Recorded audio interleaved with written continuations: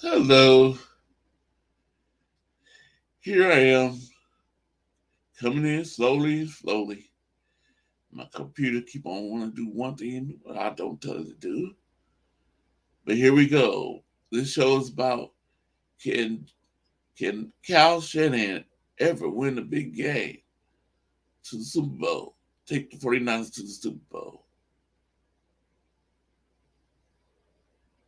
I'm about to put the link in. It's coming. Here we go. That's the link.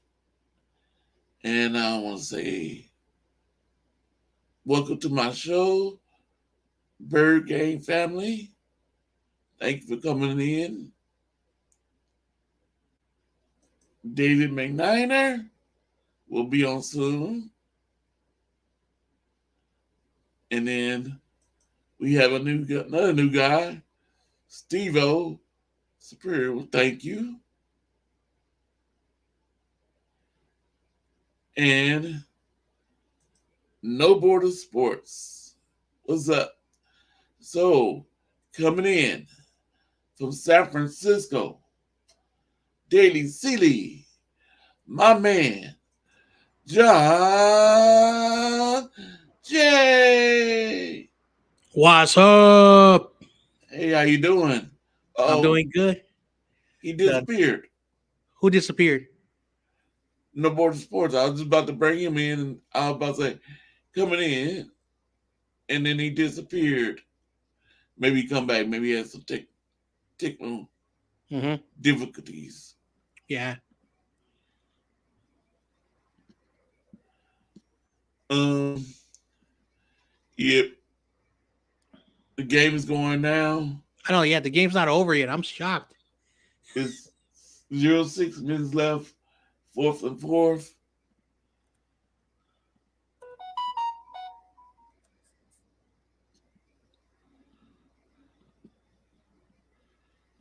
Mm-hmm. No Border Sports, come back.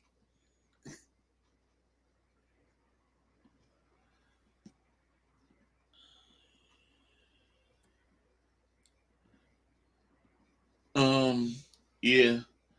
So this is gonna be a show about. We're gonna talk about if Cal Shanahan can ever win the big game, win the Super Bowl. Final play of the XFL. Yep, He throws it deep, and game over. yep, 30-26.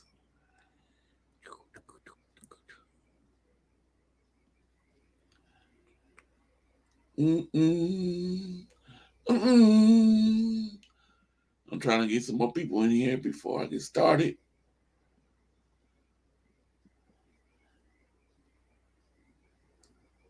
I guess I see my computer going so slow sometimes. I click on something and it says, "Oh, nope, I'm ready." You like my new custom 650 logo? Yep. Yep. Because I'm from Daly City. Yep. I might Uh, have lost Bird Game family. He might have left because I was a little late coming on because my computer moving so slow.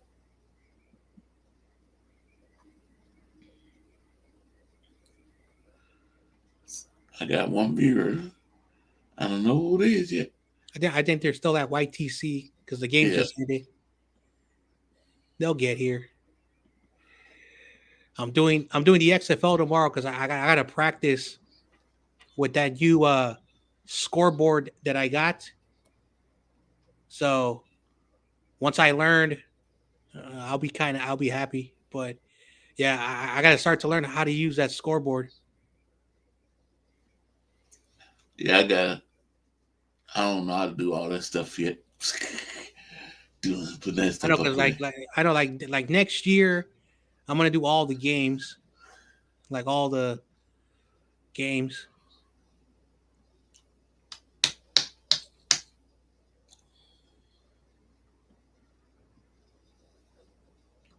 Mm-mm-mm-mm. Man, Seattle won. They came back and beat Vegas. I'm talking about awesome kids team because he's a Seahawks fan. Yeah. Brian Cup, what's up?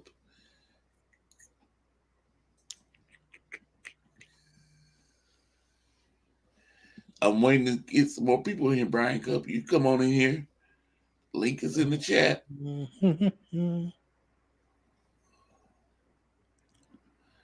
Anybody want to come in? The link is in the chat. Yep. There's no trolls. Yeah, No, no those silly stuff. goofballs. Yeah, those goofballs. Yeah, go away, goofballs. We don't need these troublemakers.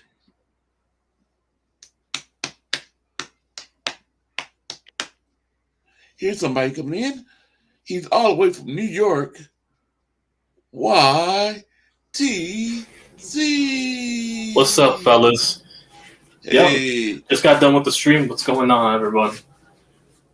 What's up, Brian? And No Border and Awesome Kid. Awesome Kid celebrating his victory with a Seattle team. What's up, Corey? And what's up, Laker fan, aka? Yeah, I am not no Laker fan. David Corona. Yeah, listen, I can always get some recordings of David here. No, I'm gonna stop. I'm not gonna go there.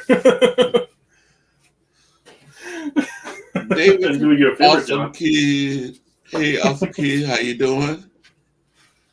Also, what was I gonna say? Dang, I forgot. David Corona. Up on David Corona. My He Warriors. probably still at that birthday. Don't worry, he'll hop on the stream just an AI version of himself, and I'll stop. Speaking of Dodgers, I'm not Dodgers. Speaking of Yankees and New York Giants, we all know YTC's a secret Giants and Warrior fan. Hell no, not the San Francisco ones. Yeah. Here he is, coming in. David Corona. What's up, guys? Hey, how you Corona? doing? It's that diehard Warrior fan in the building. No. Yes. Corona. So Corona, you're at the party. I'm surprised you're not That's how we blasting do the it. music over there. Yo, Yes, David I'm Corona, I have to ask you this question. I'm sorry. What's about to happen? Are you listening to Bad Bunny? You listening to Bad Bunny? TOP? You listening to the Daddy Yankee on some gasolina or Because YTC is a big fan of Bad Bunny. Oh, no. Even Corona agreed. Nobody's a fan of TOP. I'm taking some shots right now. TOP says that you're a Wait, secret. Corona, you listening to some Wazine and Yandel and drinking some cocaine at the same time? What's up, Brian Cup? Hell yeah. Wazine and Yandel and tomando some cocaína. I was drinking some fucking Patrón. Órale, patrón. Oh, yeah, homie. Oh, shit. No, because I'm also half Spanish as well. I'm half Ecuadorian, but I already know the Spanish, so yeah. I'm not Mexican, but yeah. No, my best friend's with a Packers fan is Mexican. You guys want to see me get boogie? You're gonna take some check shots this for your out. grandbrother in? Check this out. You want to take some shots for your boy Rudy? You and your grandbrothers? I'll stop. Oh, he's dead. He turned out. He's turning up. He's turning up. Now imagine if Michael did that on stream. Imagine Michael did that. How you guys like that boogie? Yeah. I see you. I see you though. I'll take another shot for you right now. And see, I'm watching the Knicks daddies, the Sixers, Hell no. We beat them the last time we played them. playing against another New York daddy, the Milwaukee Bucks. Okay, Giannis sons that everybody needs, so it's no surprise.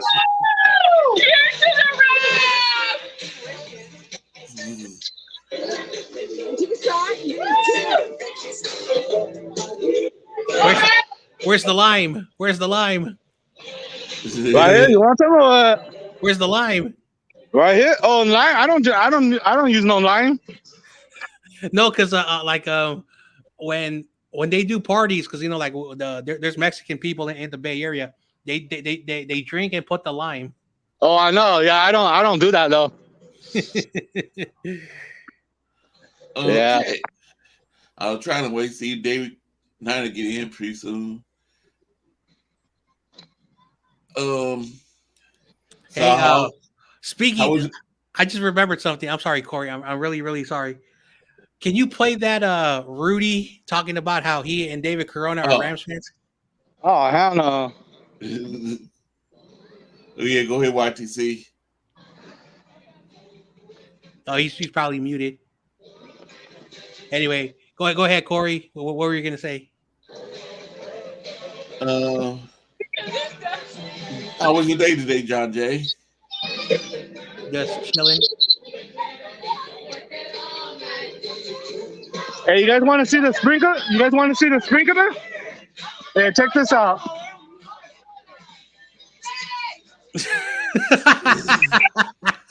He's dancing. Who's that? Who's that? Who's that? That's the sprinkler.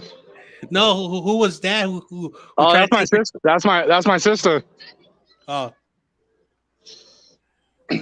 is she also a Rams fan? Nah, she's a Raider fan. Oh, so Corona's a Raider and a Rams fan. Wow. No. You trifecta. What's up, Corey and everyone? What's up, Raphael? My phone's gonna die. 5%. Darn. Charge your phone and come back. I don't got a charger.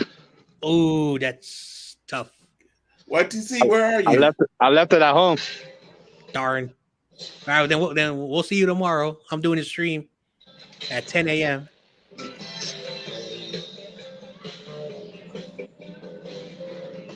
They're saying you're a Rams fan. You? I'm not a Rams fan. I'm a Raiders fan. Raiders. Oh man, that's even worse. Not to play. Right?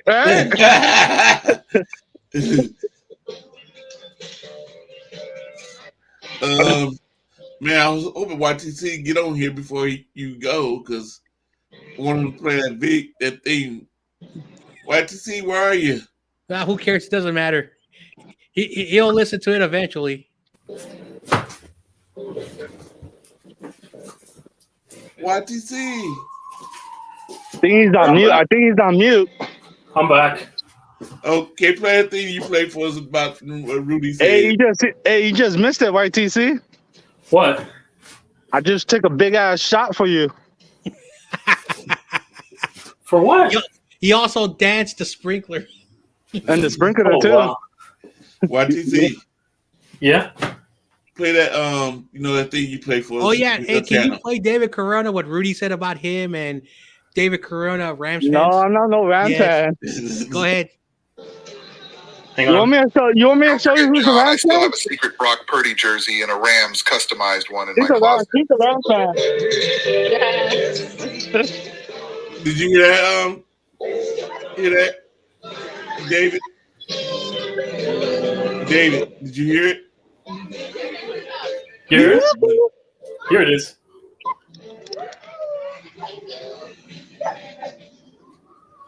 Here it is. Don't forget, John, I still have a secret Brock Purdy jersey and a Rams customized one in my closet.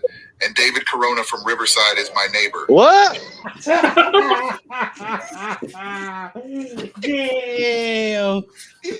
So you live right next to Rudy? Yeah, the Rim fans, I guess the Vermilia runs big. Orale, Holmes. Oh man, another day, another dollar. Oh geez. So I see David Corona, your day is going good. You had a party. Yep. He was drinking. Too bad he didn't have the line. Darn. I think he's gone. Phone probably died. Yeah, he says battery 5%. Yeah, he won't be able to hop on.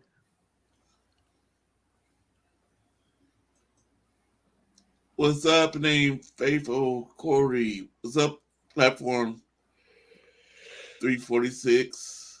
Me 246. I'm sorry. Here it is. Look. Viva la Ramilia y mi vato David Corona. And that's something that he would actually say. Viva mi Ramilia. His Rim. Hey, look, it's YTC's favorite basketball player, Jan. What's his name? Jan, not Giannis. But Embiid. Raphael. Embiid. Hell no. I know Hey, listen. I know your favorite player is LeBron still. First of all, I have never been a LeBron fan. I'm a Warriors fan. I know you secretly have a Cavaliers version of LeBron along with Miami Heat. First LeBron of all, I closet. don't own anything that is not Bay Area sports. So if you're another team, no disrespect, I will never wear that gear. Okay. And just like I promised, CG, Crazy Juice, David Corona, I'm even gonna turn. Oh, don't worry, I'm gonna get an interview with CG soon. By the way, and then you know what type of interview. And then I'm actually going to turn YTC just like them Warriors fans. Platform 246. And Raphael, how was y'all day today? Yeah, within the next 3 years, no later than 3 years, YTC will be sporting a Curry Warrior, David Corona, CG, and Crazy Juice. You have a better chance of converting Awesome Kid than I do. Because Awesome Kid's bandwagon's a lot. He already bandwagoned the Cardinals to the Ravens. You have a better shot with him.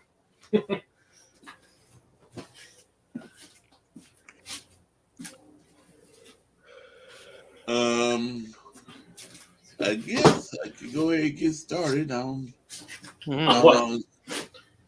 My question for this video. All right. My question is, can Kyle Shanahan ever win the big game? The Super Bowl? Well, his track record states that he has not done that yet. And until he's able to win it, right now, he hasn't done it. You know, like Andy Reid, you know, he was a great coach. Like a lot of division wins, make it to the conference title, but he could not get over the hump. And when they won the NFC championship, they had 1 minute and 4 seconds. The ball was at the 18-yard line. And on one play, he let 20 seconds go off the clock. You know, so that's how Andy Reid was. If Andy Reid never had Patrick Mahomes, you know, Andy Reid would still have 0 rings. But because he said, you know what? I'm tired of having Alex Smith, who's a good seasoned quarterback, but can never win in the playoffs. He said, let's go get Patrick Mahomes. They built a team already.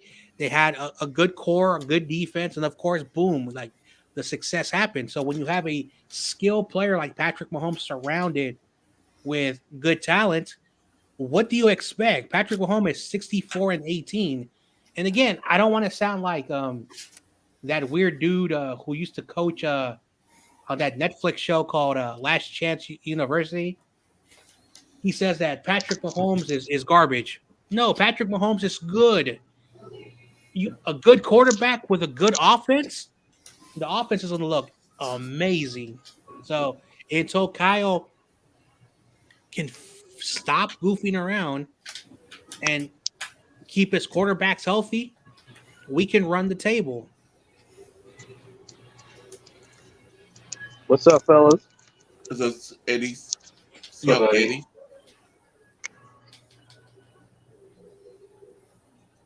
What's up? Yeah, chilling. What you up to? Nothing much.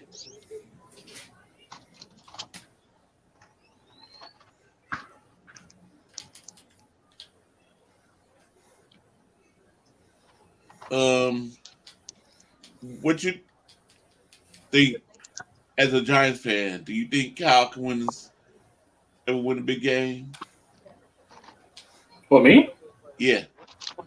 Until I see it, he's willing to, change his way, his thinking. I don't think so, because Kyle's probably too stuck in his ways. The way he comes off as, he seems like he's too stuck in his ways, thinking he knows best all the time when he doesn't. And that ignorance is going to be the hubris of the 49ers. Simple. He's stuck in his ways. I don't think so.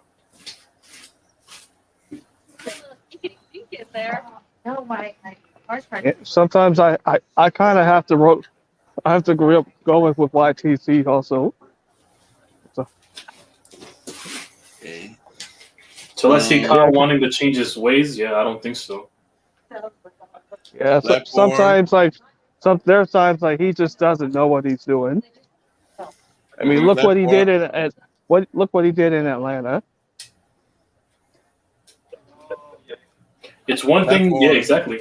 It's Thank one. you. Go ahead.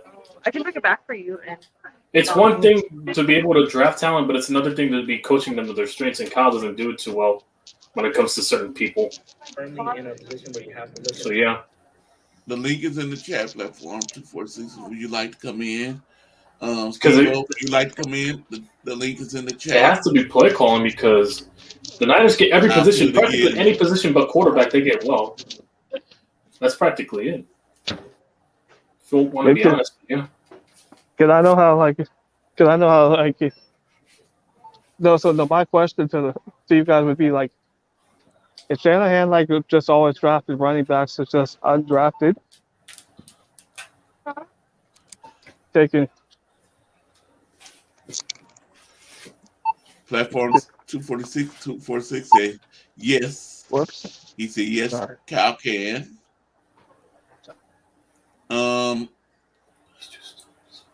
I don't know. I'm at this point where I sometimes hoping he can, because sometimes it's looking like he can't. Look like something when he gets to the big game or big like NFC Championship or Yeah, the Super NFC Bowl, Championship game, he folds like laundry. He just shuts down all and of a sudden folds. Yeah, something change. All of a sudden something happened. I know injuries and stuff happens, but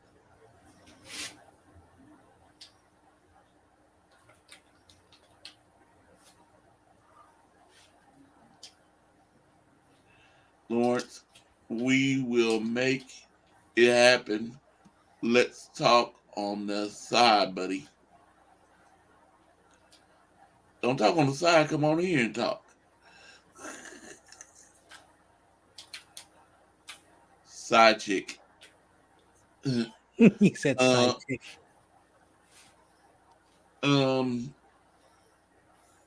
Yeah, I'm just every year is something. It's always something we don't do right. Yeah, because no. Okay, now let's say hypothetically, like if we would have like you guys would have lost to us in the wild card, it's like then I would say you definitely would have had the question Shanahan's play calling, and because remember how we kept it close at halftime, and then and then second half that's when we just completely fell apart. that sounds like coaching like alone. Yeah, a Tom Landry won his title with the Cowboys.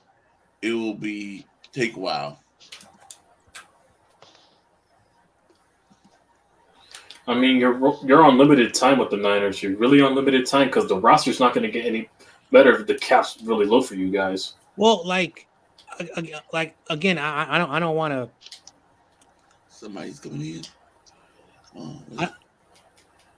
Man, I never want to do this, but like for me to like give Cowboys their organization, some facts hurts.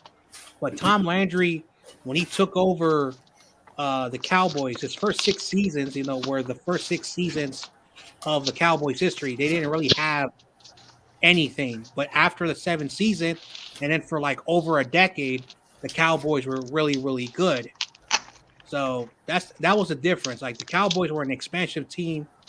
So like and that's hard for me to just to explain the comments about Tom Landry.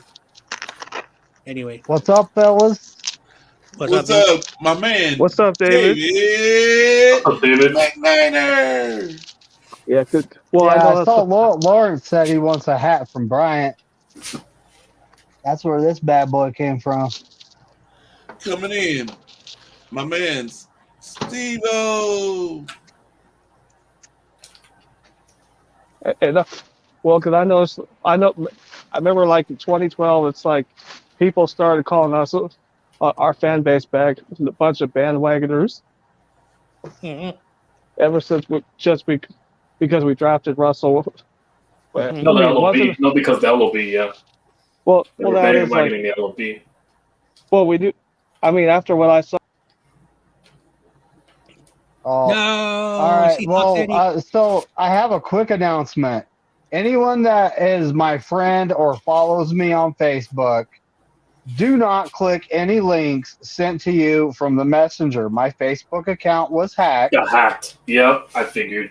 And I already handled it. I logged a Galaxy S7 from Brazil out. Brazil? And changed my password. I mean, it's easy to handle that, but it's like, I mean, what's the point of this, And I don't understand it. I mean, when it comes to identity, I already had someone hack into something and they got my info.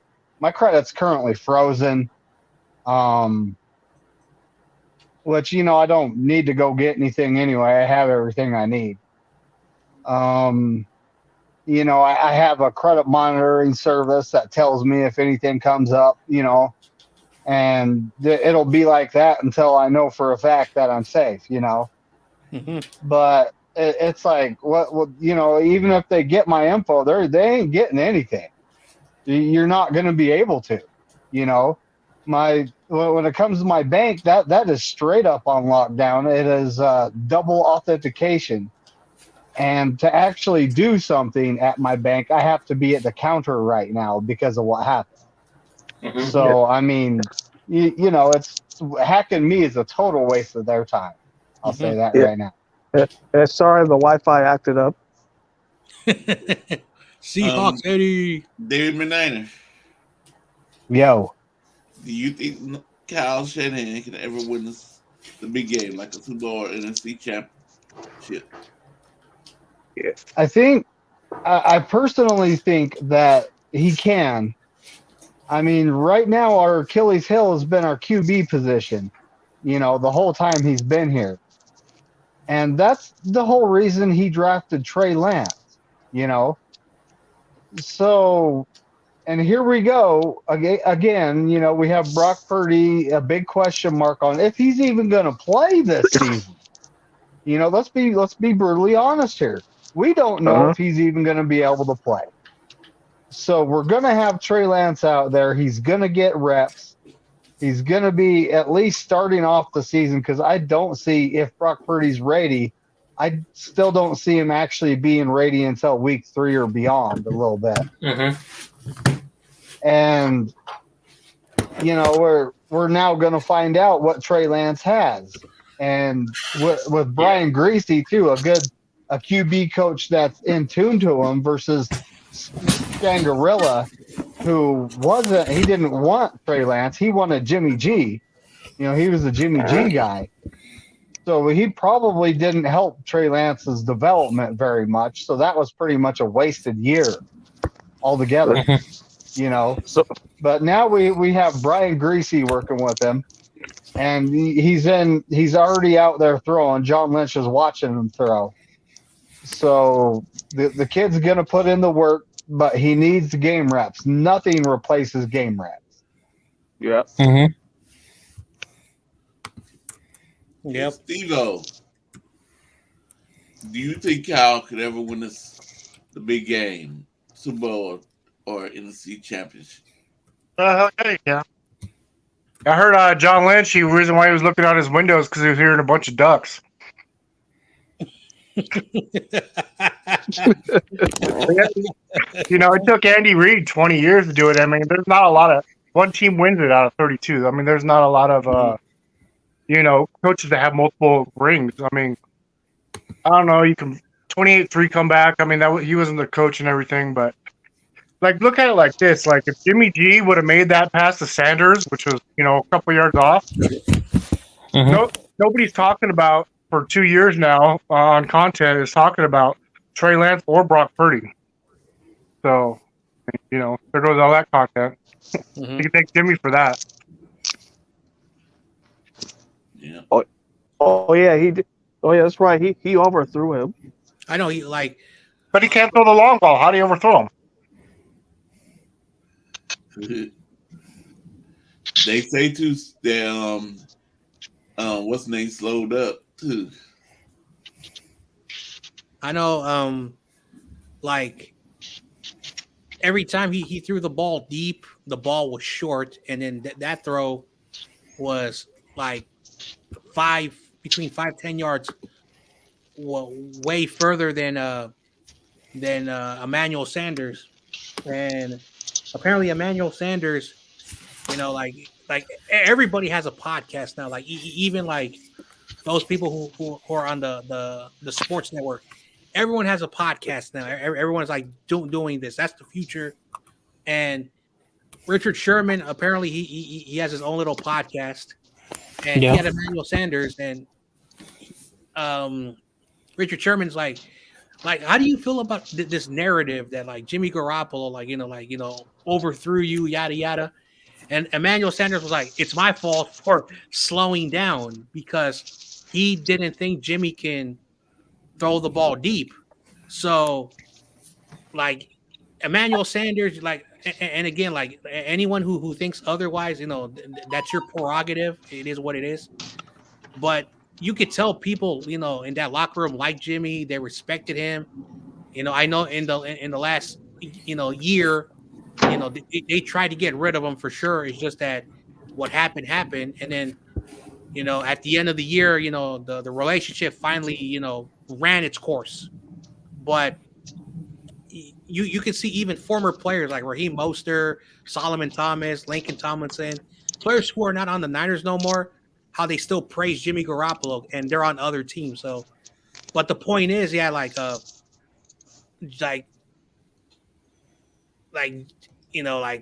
why'd you overthrow the ball, Jimmy? So if people say you can't throw the deep stuff, so at the end of the day, like that's always going to be something that Niner fans will be talking about for the next 50 to 100 years, and no one is ever going to have a consensus. But it happened. It's the past. So that's how I see it. And again, I don't hate Jimmy Garoppolo. The thing that really, really pissed me off, he can never stay on the field. I have never questioned his game. He is who he is. I just always question, why can you never stay healthy, dude? But anyway, I'm gonna digress. Yeah, pretty much. Another thing about Kyle too is because I started watching film this year, is he switches up his plays. Like he'll run like a post route or whatever, and then the next week he'll install the same exact play, but he'll change the route patterns on them. So I mean, like that's pretty. Like his bag was really deep this year. I mean, I don't think he gets everybody calls him a genius, but watching him break down film this year, I mean, the ball. So I don't think. Fair enough. See, reason why I made this video is because I went after that Thursday night show, and what Rudy said got to me. It got to my mind. Rudy. He got to my mind. So I was like, hello, everyone. Hey, Corey. Just stopping by real quick to show your channel some love. Thank you. 96. What up, But- Beto? But hey, Corey, you can't take what Rudy says seriously because he talks about, San Francisco 49ers, well, they're the Santa Clara. They don't play in San Francisco. Your team plays in Inglewood, homie. I know. It's the same Exactly. thing. I don't care if it's in the same county. They're not playing in the city of LA. It's the I know, same man. thing. And I was trying to explain something to Rudy, and he cut me off. And I'm like, all right, I'm just let him ramble because, like, you know, he was incoherent and just wanted to say stuff. And then he had the nerve to say, "I like you guys. I have respect for Corey. You know, like I have respect for you guys. Yada yada. You know, like you guys were giving me a hard time, so I wanted to give you guys a hard time. You know, so Yeah. And this. Personal, Corey, I'm just trying to compensate for whatever relevancy we have before we go into a rebuild mode, fellas. Nothing personal, Corey. Nothing personal, Corey. I'm just I trying to love it. he's probably gonna pop in now. That is not me. So, yeah, it is. It sounds like you. I just watched a little bit of the replay like 10 minutes ago and seen him and then Wolf came on and popped on and started talking to him. But I mean, Rudy's a cool guy. He's pretty cool though. I mean, I would have to say Rams fans are never allowed to smack talk you guys. Well, that's the thing is Rudy's okay. He's just annoying. I mean, Yeah. you guys don't. It's like, dude, you know, potato, bro. You don't play in LA City either. You don't play in your city. How many football teams actually play in the city they claim, though? Yeah, exactly. But you'll see You know, it when it yourself. comes to the Kansas City, I don't know where Arrowhead is. I don't know where any of these stadiums are. You know, like yeah, You know, like the Arizona Cardinals, yeah, they play in Arizona, so I guess that counts. No, they play in Glendale, Yeah. technically. Glendale. so. But it's still Arizona, though, right? I Yeah, mean, yeah. so it counts, Also- I guess. Corey also agrees with you, by the way. especially under Also- the influence when making divisional winning claims. Also, last but not least, you know, like at least my Niners play in California. The New York Giants still play in New Jersey. Oh, Yeah, man. I was gonna say because like that city's way too big. I don't think they have any. Oh, I don't know. Yeah, I Our don't- climate does not even fit it. That's why the man. Meadowlands fits better to hold play on. on. So there's something a little confusing going on there. The New York Giants claim New York City or New York State. New York City. We're Well, you right guys on the are- outskirts of You know, Manhattan. because Yeah, but you guys are in the alright. state of New Jersey. That's the problem. I mean, because the climate. You honestly expect us to build a stadium inside a metropolitan in the four boroughs? Oh man. Anyway, That climate does not fit. Only Also, for baseball, yeah. also I want to say something to Rudy that was the most dumbest. Please rewatch it. Talking about when his team was in Missouri, he says that was an extension of California. No. Then No, it No. wasn't. That's the Midwest. then he had the nerve to say this. When we won the Super Bowl, we were technically in the state of Georgia, which is an extension of California. That's the dumbest thing that Rudy said. And I hope he comes in here so I can rub it in his face. Yeah, that's why I came on tonight. Oh, man. Yep. I mean, look, at least you guys are Well, allowed to tailgate in your John. stadium parking lot. Maybe you can, John. I'm on here after all. Yeah. Maybe you can. Do not show Brian Cups. No. No. Which is true. I'm on here after. Which is true, Brian Cups. I mean, okay. So my question to you guys: where in exactly city? What part of the city was Candlestick Park in? San Francisco. No, Basically, like suburb parts. so basically for those, like, well, actually, for me, I've been there. It's called Hunters Point.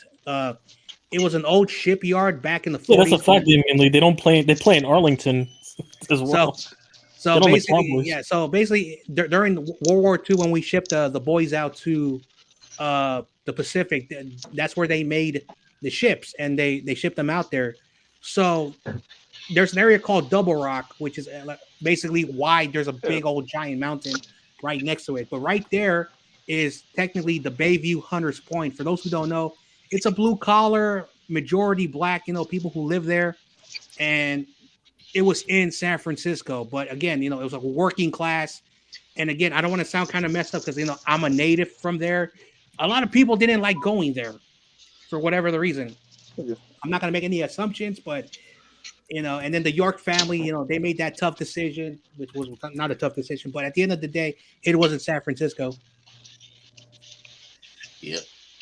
Yeah, because I know people find it hard to believe. Okay, back when we were in the AFC, it's like we used to play in the place called the King Dome. Oh yeah, They used to play in a stadium in a dome. Yeah. Yeah, and then Yeah, and dome. no, and the other part, it's like the King Dome and Lumen Field were in the same spot. Mm-hmm.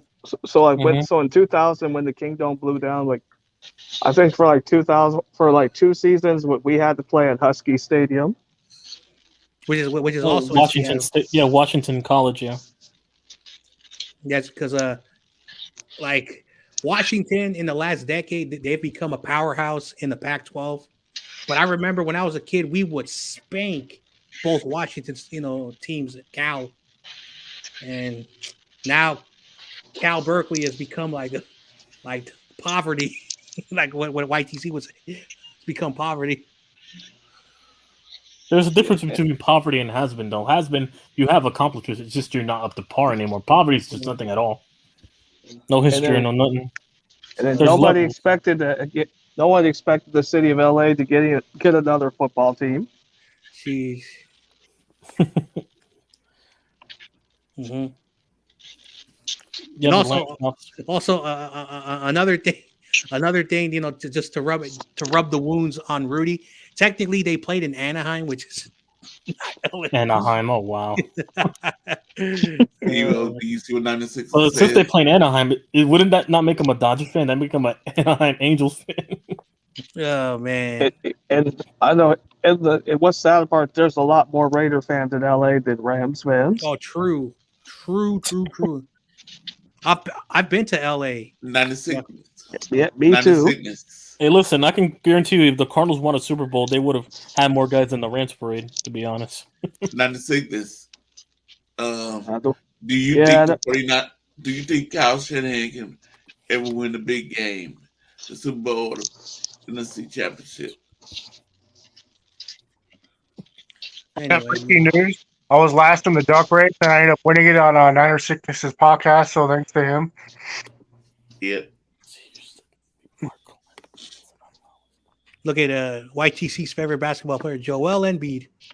Oh no, your favorite player, LeBron, still. I don't, because I know you hate him. Yeah, they're showing the basketball game because there's nothing on TV. We don't play until Rams tomorrow, fans so I'm here. already waiting. So yeah. Hey, let me ask you, which record is going to be last longer? Tom Brady's record of most passing yards in the NFL, or LeBron's the most points in the NBA? I'm gonna probably go with passing. I guess depends on the longevity of the quarterback. Question for the panel: Who is LA first football team? Rams, Raiders, Chargers, or Buccaneers? He said Buccaneers. Funny. So I actually want to answer the question. I think LeBron's point record will be broken because the way basketball is played, like it's an offensive, like everyone's shooting threes and stuff. And the players are more younger. They're coming in at 18, 19 now. So they're going to have that longevity. So. But then again, you also got to account for the NFL because the NFL is going to become more offensive happy. So it's going to be more. It's already more pass happy. It's just going to be more pass happy. And the 18th game is inflating Tom everything. Brady played, I think, 2 seasons with the 17-game schedule, but he played like 16 games. So it's always going to have an asterisk. And again, I've said this: the 17th game. So It's going to be inflated. Yeah. And it's more pass happy. I think a guy like Patrick Mahomes has the best shot of breaking it if he's lasting that long and slinging the ball 30 times a game. And they could add a bunch more games to the basketball from '82 as well. So I don't know. Uh-huh. Oh, YTC, he said you're correct. Uh-huh. That's Nope. not true. I That's not see true. why you guys call SoFi Stadium Levi South. No, it's what George Kittle said. We are playing here at Levi's SoFi Stadium. it's so generic. We call the State Farm Stadium Lumen Field South. State Farm Stadium, Lumen Field. Yeah, because I'm right, Brian. Because didn't they used to play for LA and then they relocated to Tampa? I'm assuming, yeah. No, Buccaneers have always played in Tampa. I thought they were part of LA unless you're No. talking college. Yeah, I don't remember them being in LA. Hell, I don't know. I'm assuming they it's were. college. LA Buccaneers. Yeah, Let me Google it. For No, sure. I'm I can tell you confused. that can't be true. LA Buccaneers.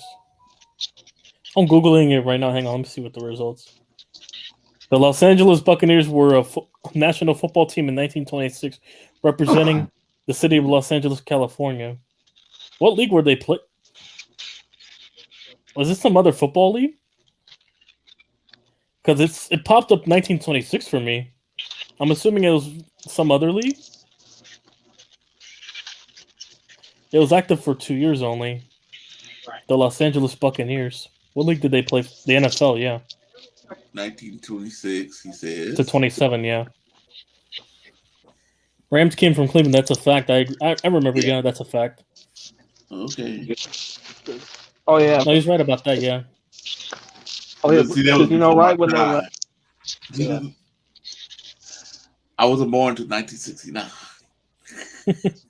I had to Google it. That's what I was looking. Oh yeah. The Because look Los at all Angeles Buccaneers. Yeah, because remember, like when the Rams moved to LA, it's like I think a lot of the St. Louis fans just like burned all their gear. Mm-hmm. That's just to show that that's not real fans. Oh, okay. So basically, all right. The Los Angeles Buccaneers were a traveling team, so they never played in LA in the National Football League during 1926. It was only for 2 years. Yeah, so basically they technically never played a home game, but they operated in Los Angeles. So yeah, That's so weird. there was a Los Angeles the Buccaneers, but they were basically a team that would travel and play like all road games. Mm-hmm. So All right. But hey, Bo, I gotta go back to work. all right, man. All right. Right. Have a Yeah. good one. All right. Yep.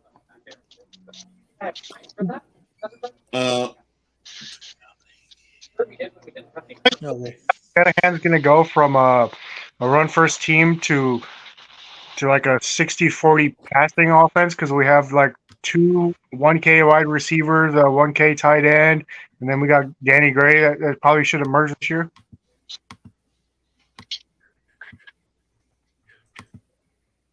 Mm-hmm. Or do you think he's going to stick with the run head?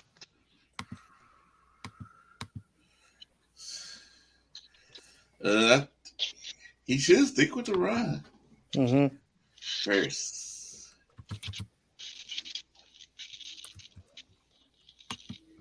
I think he should stick with the run first. Yeah. So, Kyle, pass. like one thing about Kyle that, you know, like I'm glad he tries to balance the offense by making sure there's half of the plays for passing and half for running, which is pretty good because when you look at the NFL, like basically you have some teams that run the ball like between 15 and 20 times, and they throw the ball between 40 and 45 times. So that's the reason why like a lot of the passing is like inflated because you know they just throw the ball a lot, you know. Because I used to remember like if a quarterback would throw the ball 30 times, that was considered a lot. Now throwing the ball 30 times is now considered like the lowest, and throwing the ball about 45 times is the new norm. Because I was talking to Joneth, who's a good Bears fan. I like him. He has really good takes. He's probably the most smartest Bears fans. He said that there used to be a time where running backs were very durable. Now the running backs are like they get a paper cut and they're out for 6 weeks. Yeah, they're out for 6. Exactly. Yeah, they're not durable anymore. And As I said, the reason why I was asking is because if we have all these 1K receivers and we're not going to switch to a pass heavy, then what's the point of having them? Would we trade one of them?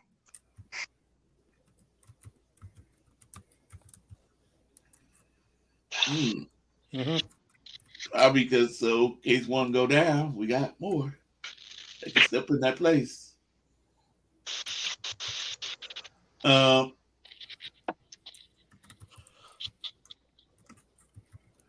So, who y'all think is gonna be the opening game for the 49ers this season? What was the question? Watch it.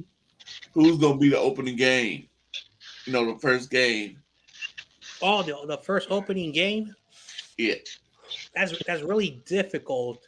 Like last year we were on the road against the Bears. The year before, I forgot who we played in 2021, our first game. Detroit. Tampa Bay. Oh yeah. So yeah, we played Detroit. Detroit versus everyone, Don Burr. That's why I remember. Bears.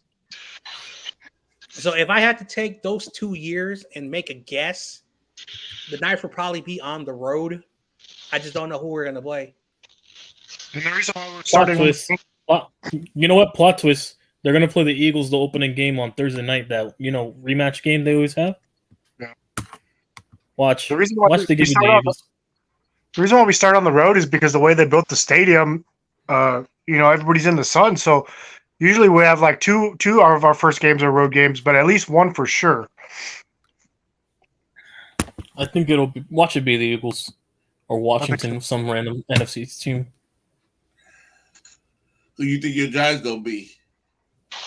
It's gonna probably be. We're gonna be we're gonna be home this time because we were on the road last year.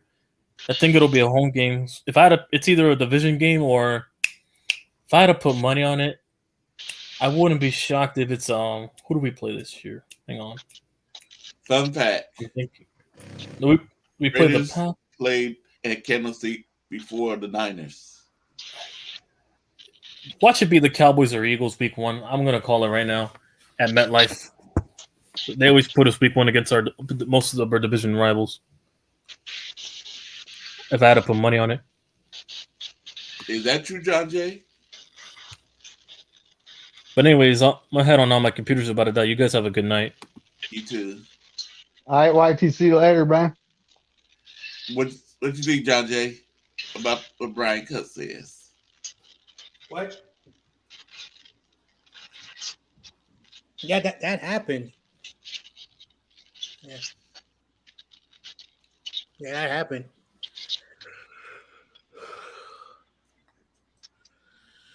Egos.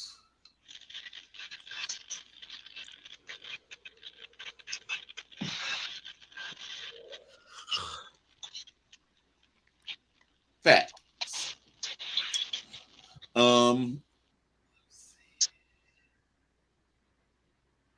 So, do y'all think we're gonna go? Our first draft pick is gonna be a defensive edge or a defensive tackle or offensive lineman? Well, I'm going to say kicker for Brian Culp's sake because that's. Yeah. We actually now need a kicker because Robbie Gold, he said, "I want money. Give me the bag." Oh man. Honestly, it depends how free agency's got to come first, and then we'll get a better idea. But I mean, all these mock drafts, my first time doing it, it's a lot of defensive linemen if you're staying in the third round. I've been drafting up to I think we're going to get up to the second, between 42nd and 45th pick, and then go for an offensive lineman there. But if not, I mean, it's going to be edge or inside linebacker. I know, until we figure out what we do in free agency, all we can do is just speculate. Yep. And basically, on the right tackle, we got to replace that because Mike McGlinchey is pricing himself out. He wants a lot of money for some reason. Brendo wants a lot of money. He can go. I don't care. Bye-bye. And then I look at Kinlaw. If he gets hurt again and misses a time, there's a reason why we didn't fifth-year option him. He's probably done. So we have to figure out, and that's why we have Khalil Davis. But again, Eric Armstead, he's good, but he has a couple more years left on his contract. So we do have to look at a defensive tackle. So, and of course you could always get extra corners. We do need extra corner help because last year Emmanuel Mosley got hurt.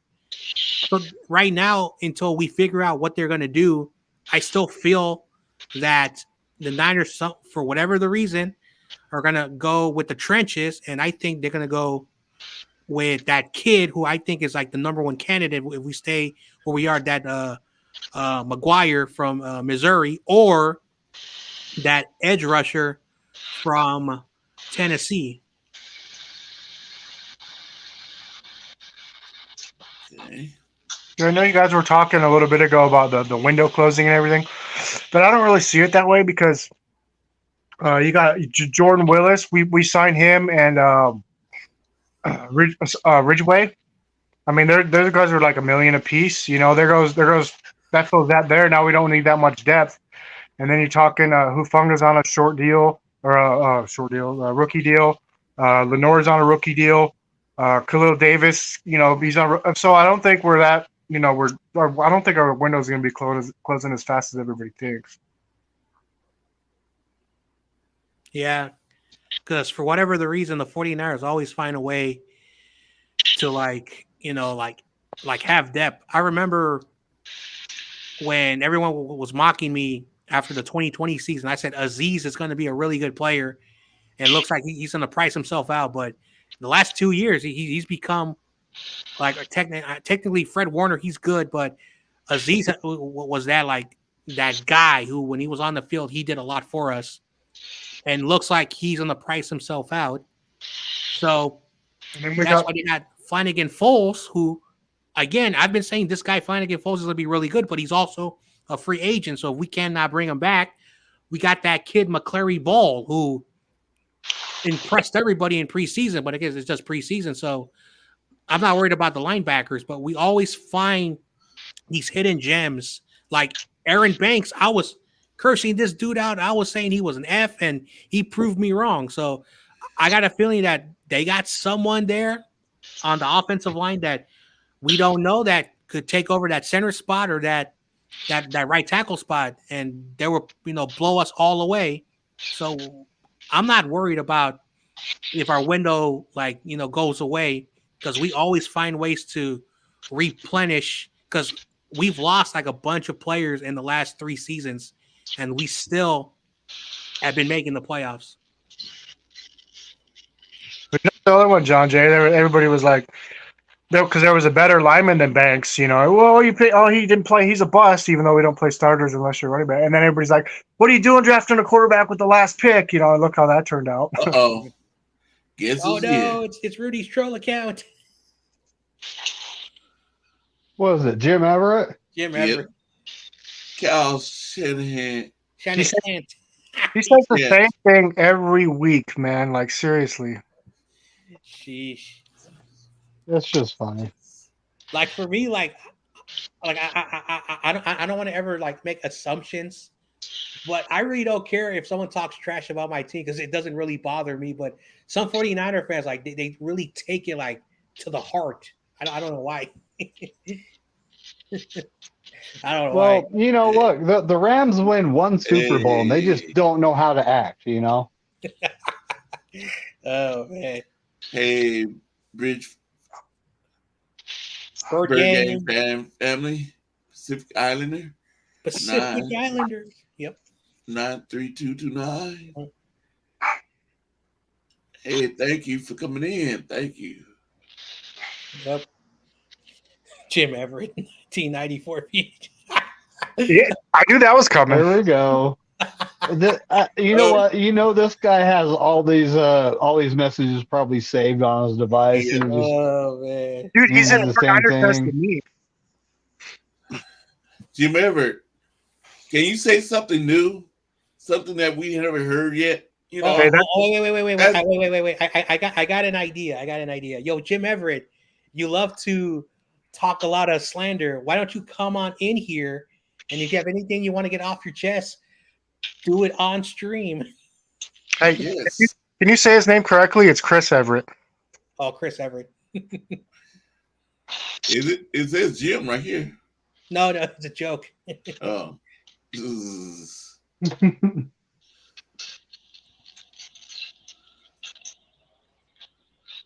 Hey, Corey. The link is in the chat. Go get your boy Rudy. Like every time Rudy plays that song, when everybody says his name, it sounds like they're saying Purdy, Purdy. Oh man. SC 49 rings. What that mean? He's basically saying Santa Clara. Never mind. I'm not gonna go there. My name is Jim, sir.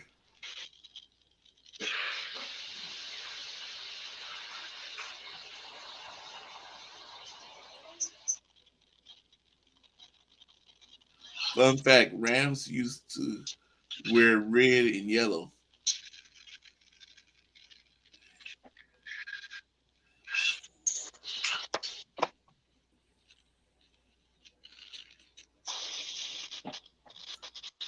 Zero rings.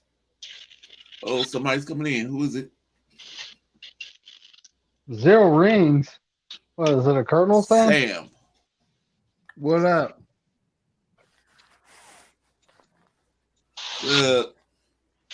It's Sam Bell, my Tennessee Titans buddy. What's up, dude? Good. How's your day? Good. Yeah. So, have you been watching any of the combine or any news of the Titans? Yeah, I've been watching it. How's Tennessee out there? I'm good. Oh, you got any like winter weather? Any hot weather out there? Warm weather, warm and cold. Yeah, it's been snowing out here for some reason, which is very rare. Well, it needs to snow out there. Yeah, I don't like all the mountains are like full of snow. Like, watch once the sun heats up the state, all that water. And I feel bad for those little communities that they live right at those reservoirs. But yeah, Well, you guys probably need that water with that snow going to melt. Yeah, California is. I don't know if we're the only one, but we still rely a lot of our water from the snow. Yeah. Trust me, you're not the only one. Yeah.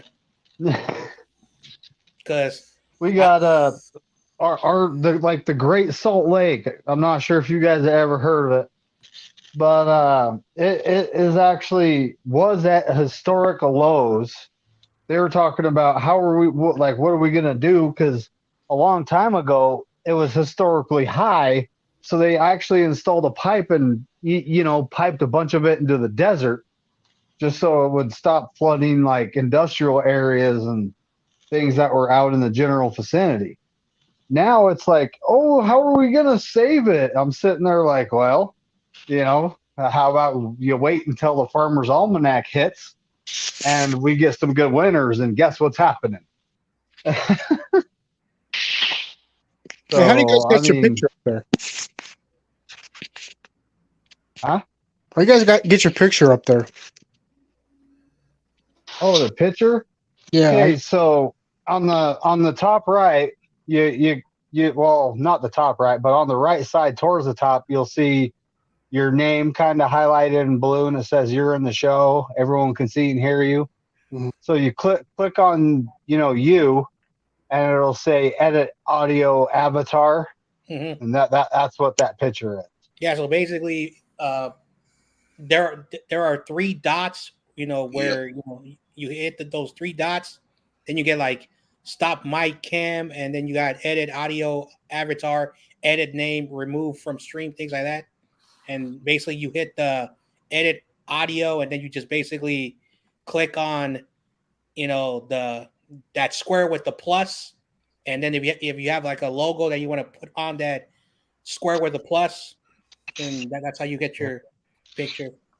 Like this picture was from when I lost a bet on week 1 to the Bears, but what they never figured out was the Chicago symbol. It's actually backwards. Look at it. It's backwards. The dude never figured it out, though. I thought that was hilarious. Well, technically, I did honor my bet. I did put a bear, but I put the Cal Berkeley logo because I'm not gonna put any type of That's funny. sheesh. And also, if say I ever lose to a Cardinals and I need to put a Got Cardinal, my hat. the Stanford Cardinal, I will put a picture of a tree. It's a type of tree. Yeah, I got my hat. I like my hat, my gray hat. Yep. Oh, we lost Sam. No. Well, hopefully he'll come back. I got here it comes, guys. Shout out to Squabo. Oh, this picture. This never gets old. Look, you got a different one too that doesn't have his earphones on. Yeah. Yep. Dang, look at that. That's two different looks on his face too. That's priceless. Oh. Noah was actually streaming last night. Yeah. So I had to quickly go and change my avatar to that, and I was commenting with it. I remember when the Lions beat the Packers, Noah went on and he started rambling, and I said, "May the best team win" on his Instagram Live, and then he started to go ramble. No team in NFL history wins that 3rd game, and he just started rambling the nonsense. Yeah, that's not true though. That's not true. I mean, it's like didn't the team that won the first 2 have like a 67 or 68% winning percentage in the 3rd game? I mean, I thought that's what history told me when I was researching it, but I could be wrong. Because what was I going to say? Like people who call in on Rumbo, of course, everyone is a cast of characters. Some people are like very Homerish. Some people are just like so negative, and all they want to do is curse out Rumbo. Is what it is. And then you have these guys that are like just stating these weird NFL facts. And I remember, there's just facts that in NFL history, like the first 50 years, and then he says like in the last 5 years, the teams have been, but overall, like in NFL history, the teams that play 3 times that have won twice lose that 3rd game. So everyone, like took that and they said, all right, then people started actually researching it, and actually it's happened 22 times, and 14 times the team that's won the both games, they won the 3rd game, and the other 8 times the team that lost both games would win the 3rd game. So it's technically 14-8. So it's not technically like a curse. So yeah. Huh. So yeah, I looked it up. Since 1960 to 2023, it's happened 22 different times. And the team that's won 2 games has an over 50%, I think almost 60%.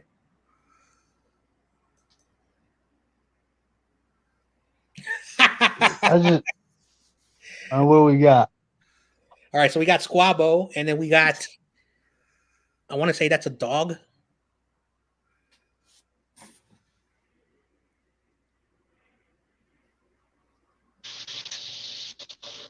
Anyway, I think it's a dog. Oh yeah.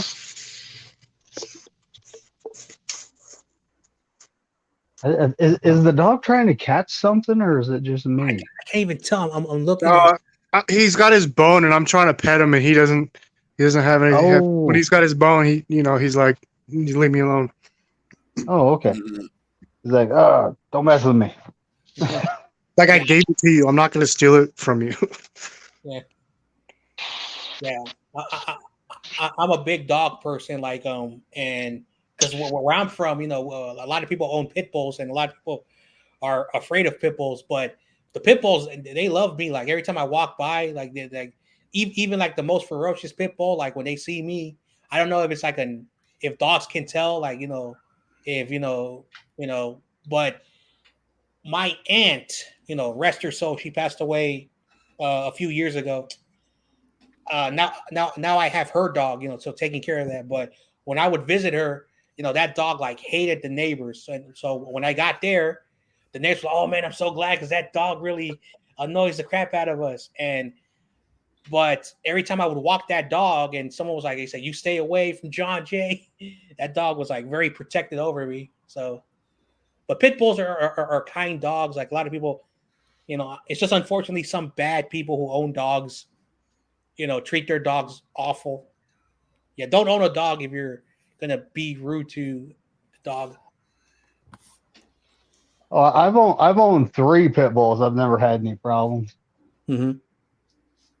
I've also raised two of them. I raised. One of them should still be alive, but he had a medical issue and he died at 6 months. But it was very unfortunate. I mean, he was training up. He was a damn good dog. Really smart too. I mean, I could tell him go poop in the neighbor's yard, and he actually goes and poops in the neighbor's yard. But I'm sure your neighbors didn't like you. I had him so trained it wasn't funny. But he actually had a heart condition that, I took him to the vet and had him checked out here and there, but they never caught it. And I came home one day from work and he was just gone. He was only 6 months old, Yep.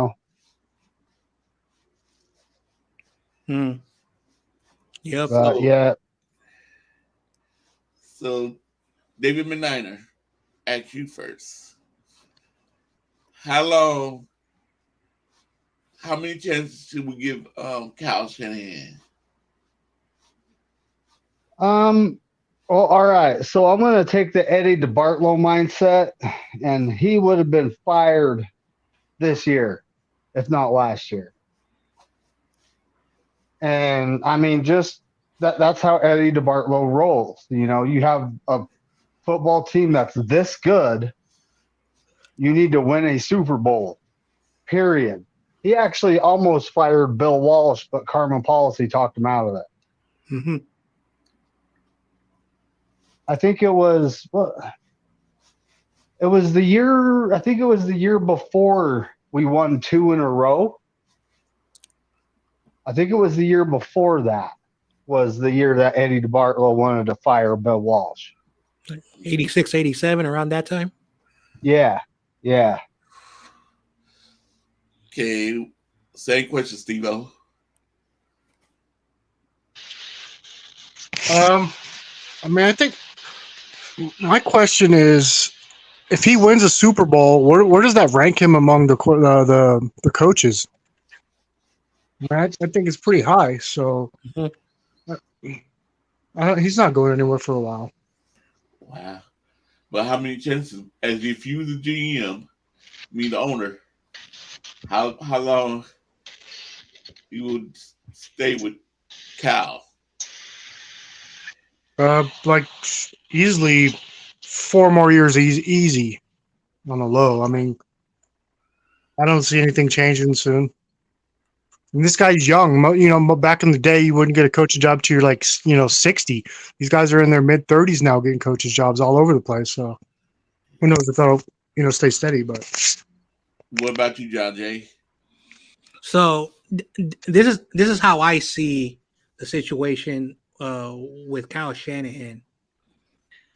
Like, if somehow, hypothetically, let's just go hypothetically, Brock Purdy is back, healthy, or if Trey Lance takes over the job and he doesn't give the job back to Brock Purdy because he's playing really, really good, and McCaffrey has like a destructive year on the ground.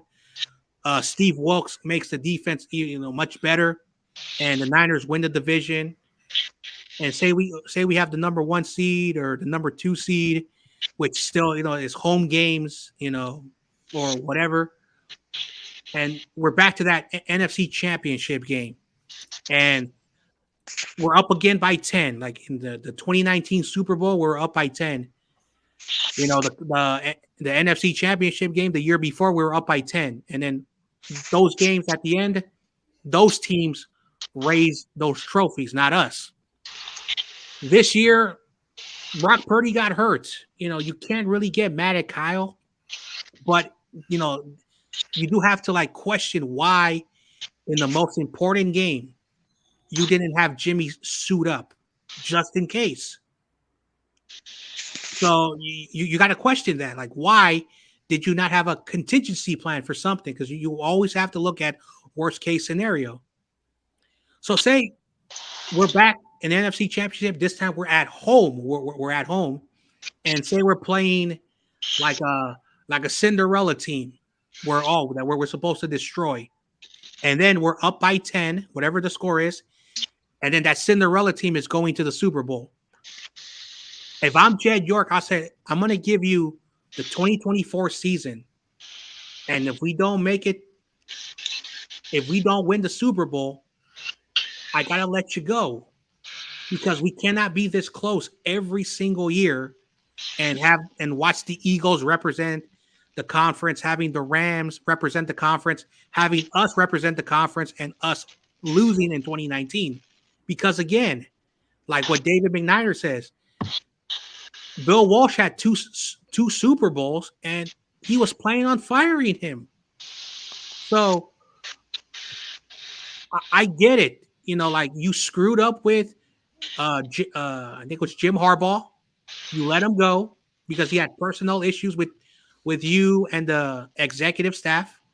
That you are now very cautious that you don't want to fire him, but that is your fault. It's not Kyle's fault. It's not the Niners team or the general managers or the scouts. It's Jed York. And that's why Jed York is more at fault. And Jed York has to make that tough decision. If we continue to be like this, we're a good regular season team and we just can't, it's just another wasted year. So I would say that if Kyle screws up and we get another goose egg and another 0 ring season, you give him one more year. And if he just can't deliver, we've developed a good team. I think we do need a different direction.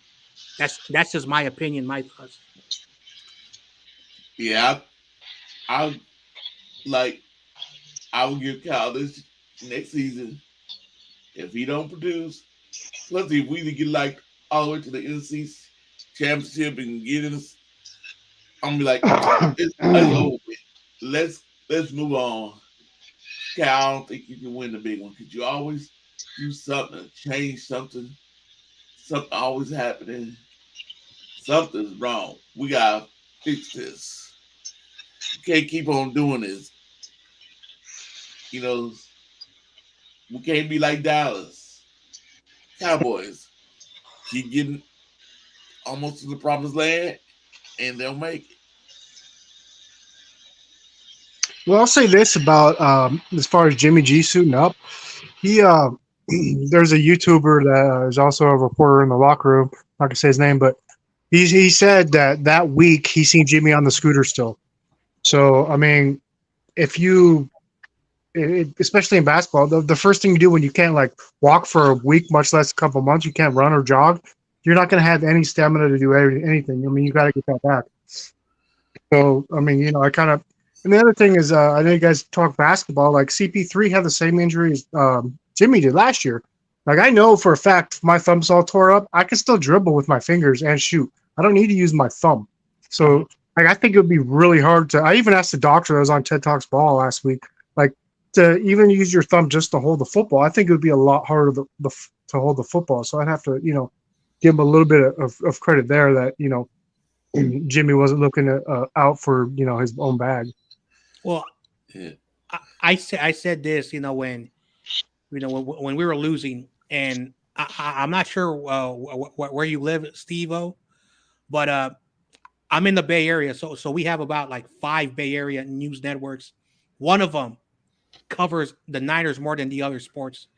It's called KPIX or the CBA or the CBS, affiliate. And Jimmy Garoppolo was walking, he was jogging, he was putting the stuff in that bus going to the airport.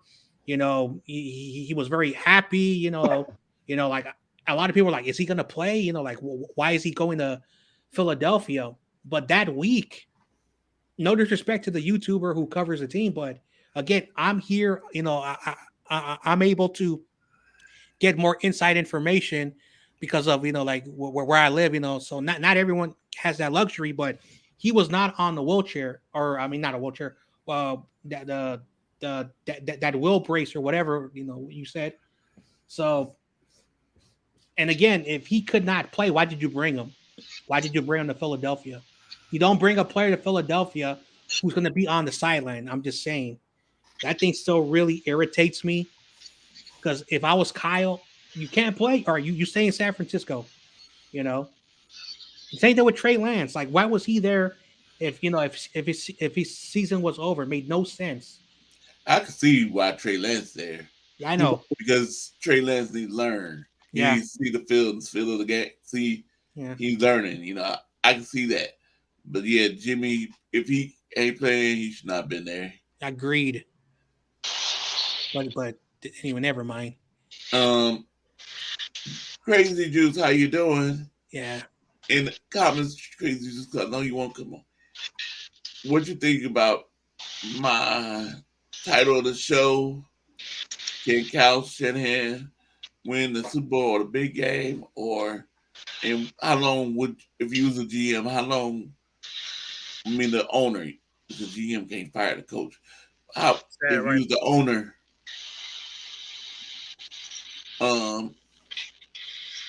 how long you would give Kyle?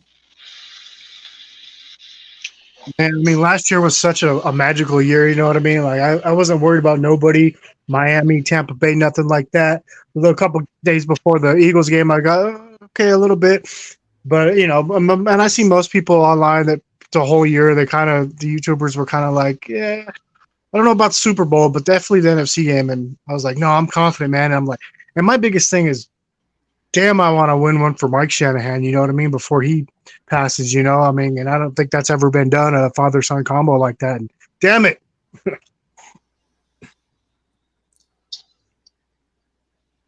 Yeah, I wanted to get in the Super Bowl because I wanted to Brock Purdy to be the first rookie That too. to ever win the Super Bowl.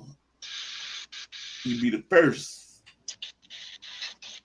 Here we go. We got the record. The first record. So many things that would have just been awesome if we would have won it. I'm still trying to get over that.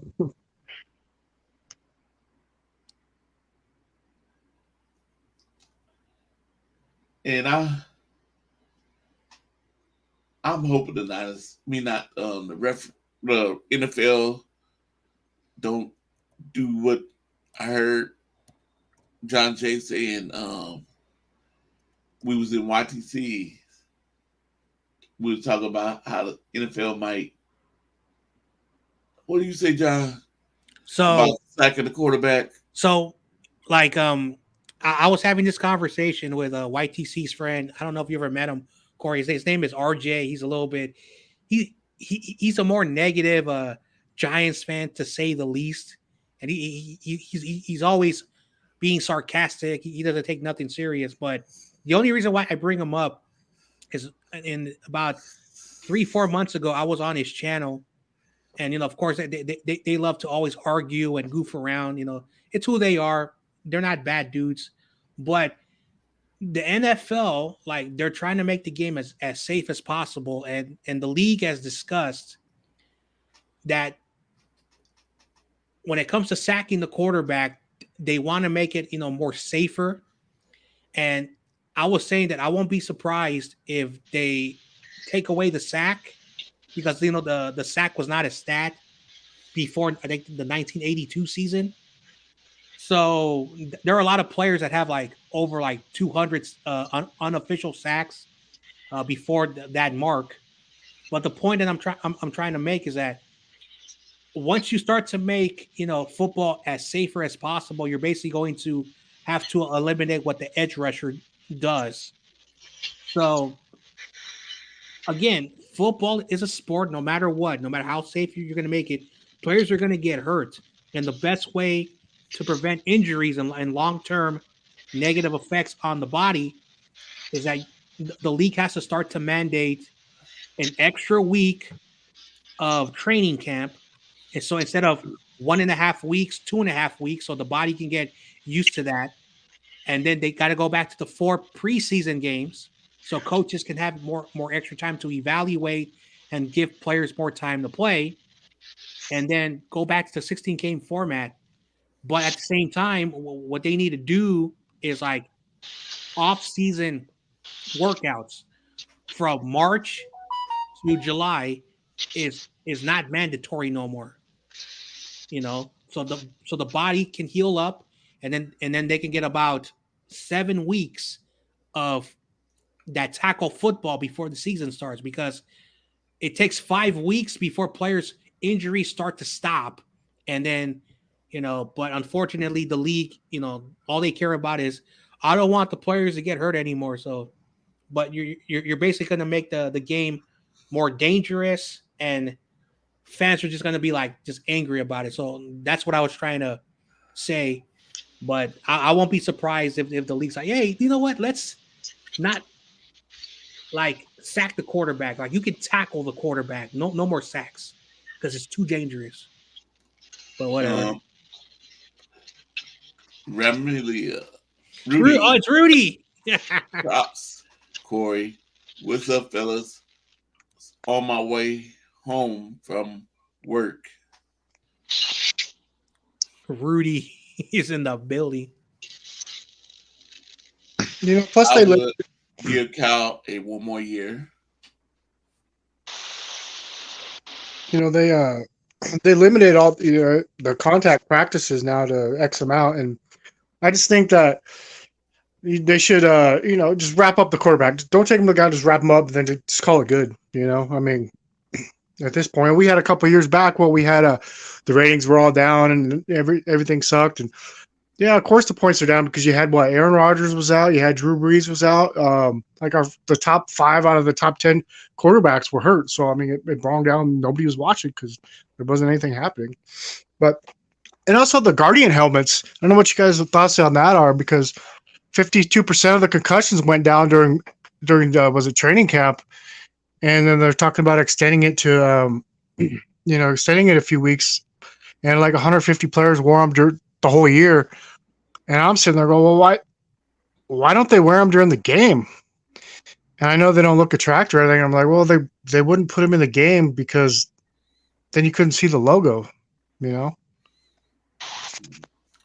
Cal could win the Super Bowl, but needs to keep QB upright and protect from the right side. Yep.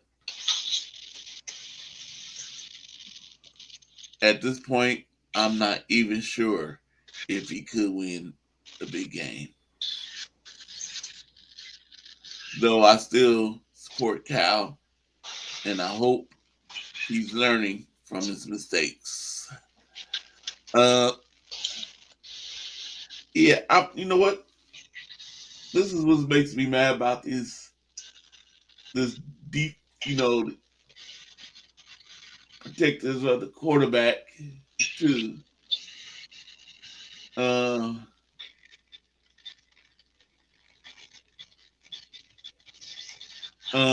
let me see what I'm trying to say. You know, it costs sometimes.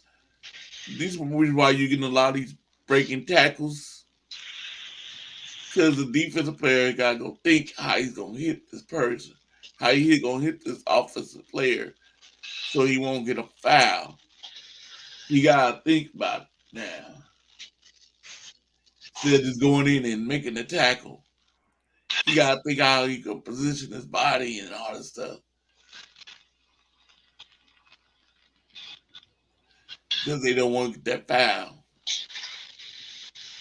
That personal foul. And I can't stand the rule when the player just, now, I know you want to protect the head, but when the player just grazes their head like this, and then they call it a personal foul. I can't stand that. See, that's what I want to look at. Is it a personal foul because they rub their hand up over their face, or is it not?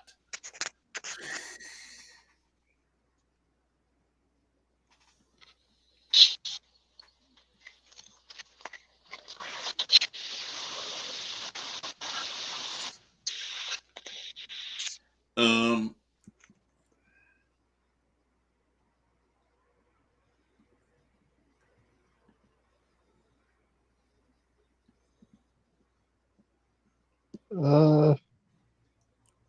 Uh-oh.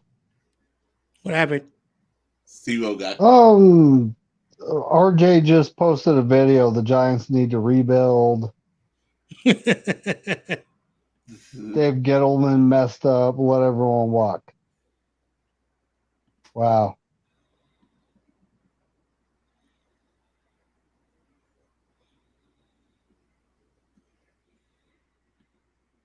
So,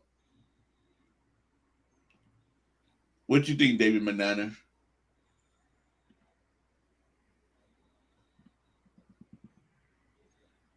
What are we talking about here? I was talking about the personal foul penalties. I think the NFL's gone soft, bro. I mean, this happened a long time ago. But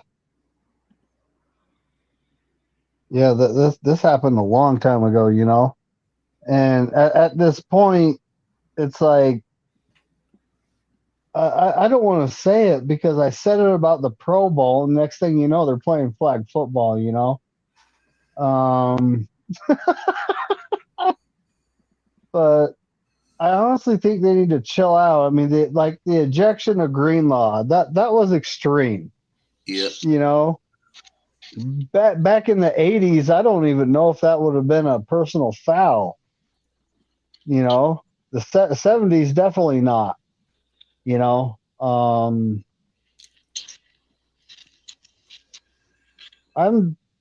honestly think they need to chill out with it because they're like, oh, we're gonna eject players and do all this other stuff. Well, what if the player's already launched and it's not in his control?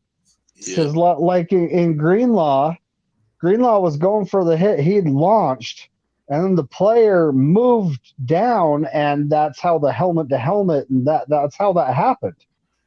You know, Greenlaw wasn't trying to do that, but they still ejected him. You know, that was I honestly thought that was stupid. You know what else kills me? That, and like the running backs, you know, they are told to go low, get lower than the defender, so they automatically dropping their head down. And how is it safe that D end is like it's legal for a guy to go after a quarterback's arm? I mean, you know, his bread and butter. Like I think they're going to change that rule as well. It's like the hip drop tackle because of Ward. Hey, is that a Niners jersey your dog is in there? Of course. What kind of dog is that? There's a chocolate Minton. Nice. Yeah, it was 10 years ago we watched our no, 5 years ago we watched our first football game together. No, yeah, 10 years ago we watched our first football game together.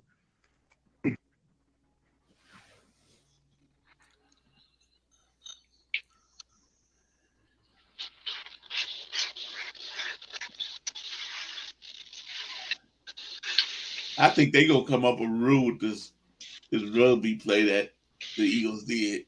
I think they gonna come up with something.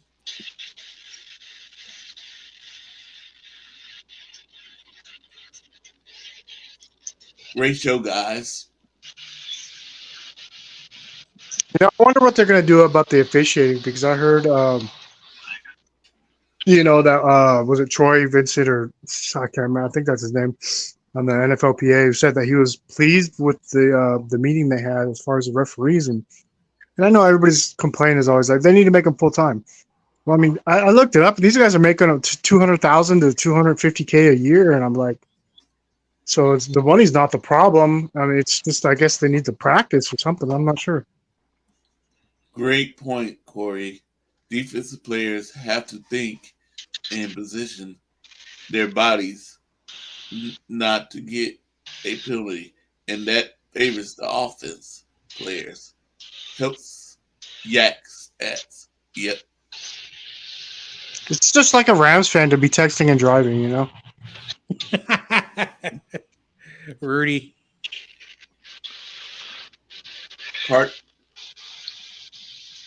Part-time officials make no sense. Yeah. I heard I saw CG saying some officials retiring. He has a video of saying somebody retired. Someone's retiring? Yeah, one of the officials. I can't think who it is. Oh yeah, what is his name? Like hold on, let me pull it up. Let me pull it up.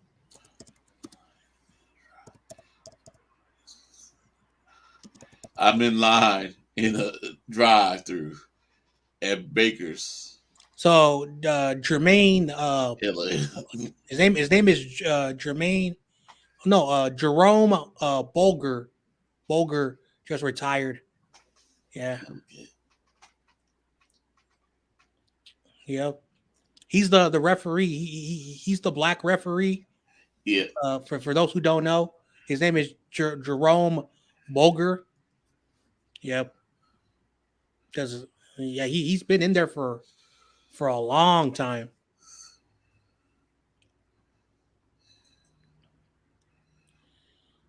Yeah.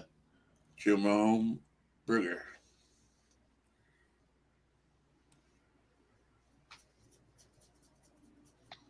Well, what do you guys think about this? They put the chips in the balls. I didn't know they started doing that, but they're not using it. They're not implementing it for like first downs, touchdowns, and stuff. They're not using what?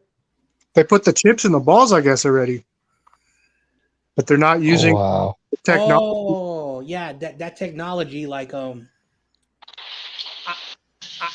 I can probably like make a guess that you guys don't follow like soccer like I do, and they had the World Cup in December. They usually have it in the summertime, but they played it in a desert, which was kind of dumb to say the least. And they had a new technology where underneath the goals that there was like a imaginary line, like a sensor to tell if the ball went in there. There was also sensors between the top of the box and midfield to see if any player was out of position, which is called an offsides. So it was probably like the best World Cup because they had the technology. They also had a efficient booth review where the referee will get a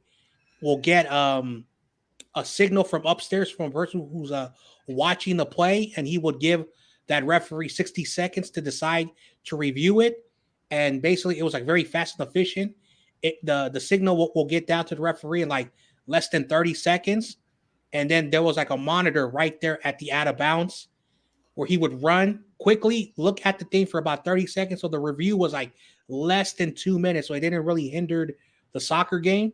And they got every call correct. So that's what the NFL needs. Like they need like sensors on the ground for like, for crossing the plane to make sure it's a touchdown of the running backs, things like that. And they already have like these cameras out of bounds around the field for the first downs to make sure it's a clear first down. But I also think that they need to start to put sensors on the out of bounds. So there's no more catch problems where the sensor can say like incomplete. So there's no more like you go up and look. The sensor will relay the referee in about a minute or hopefully sooner. And all right, the last play is reviewed, but because we have the information on the field, it's not a catch or it is a catch. So the game doesn't slow down. So they have to start using certain technologies. And again, as a baseball fan myself, they're also using replay and sensors where the umpires to make sure it's balls and strikes correctly. So like the NFL really has to start to like modernize the game. And I know a lot of fans are not going to like that, but for fans to stop believing that the NFL is rigged, that's the best way to do it. Yeah. I think he was the ref for the Super Bowl where he forced the Ravens. He faced the Ravens. I'm sorry. That reminds me, there was another rule they were talking about of players going out of bounds where they wanted to make it. They're proposing if a player has 1 foot out of bounds and 1 foot in bounds, he's still legal to be hit. They want 2 feet out of bounds before you're technically called out of bounds. So if you have 1 foot out of bounds and 1 foot in the air, technically you're out, but you can still hit them until they literally have 2 feet on the ground. I mean, and guys are running, so I think they could be out of bounds like 3-4 yards before. So I don't know. I don't think I like that rule. Nah.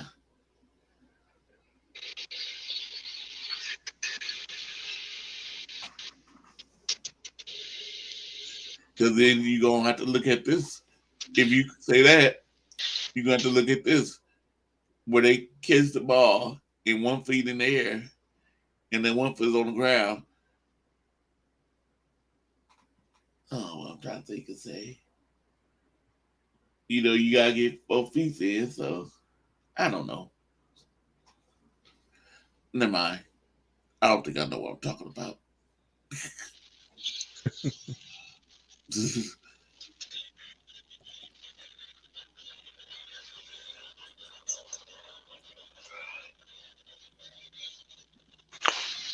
So Robbie Gold. Oh, go ahead. Go ahead. I was looking at the time. So Robbie Gold, said a few weeks ago or whatever that he had unfinished business, so it seemed like he was coming back.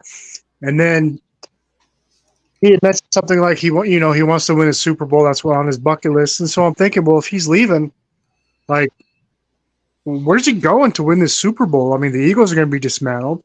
My only guess is it would be that somebody in the NFC would be like maybe the Cowboys. Like, I don't know. What do you guys think? He could go to Cowboys because Cowboys probably going to be looking for a new kicker because they don't probably like the guy that they have. I'm about to mess with Rudy. He probably go to the Rams because we probably gonna take Rams kicker away from them. Because CG put out a video talking about we might take Rams kicker. I can't think of his name. Wasn't it something young? CG posted a video about him. Yep. That's what I remember was Zerline. That was probably a long time ago.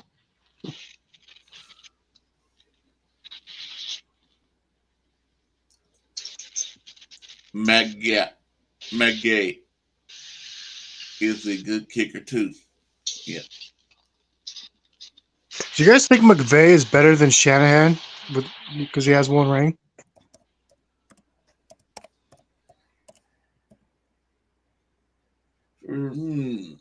That's a good question. What you think, David? McNiner? Is McVay better than Shanahan? I honestly think they got lucky. You know, they played us with a very injured Jimmy G. Only beat us by 3 points. And then they didn't face the Chiefs or the Bills. They faced the Bengals. Right. So I can't say McVay is better than Shanahan because Shanahan actually built this team, him and Lynch, versus McVay and Snead, or I don't know what, I think that's the Rams GM. They inherited a team that was built by Jeff Fisher and then traded for everyone else's stars because they can't develop their own talent. So when it comes down to it, I do think Shanahan is better than McVay. Can you say that louder for the people in the back? Oh yeah, I do think Shanahan's better than McVay. Is that better?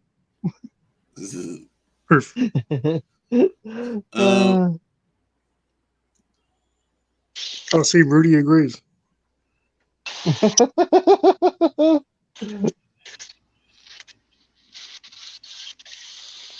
John Jay, what you think about that question? About McVay being better than Kyle Shanahan. Yeah. So I think I said this when Rudy was on your stream this week, and I was telling Rudy, so whoever came to the 49ers, say McVay would have came to the 49ers, he still had to, like the Niners would have still had to bring in a general manager.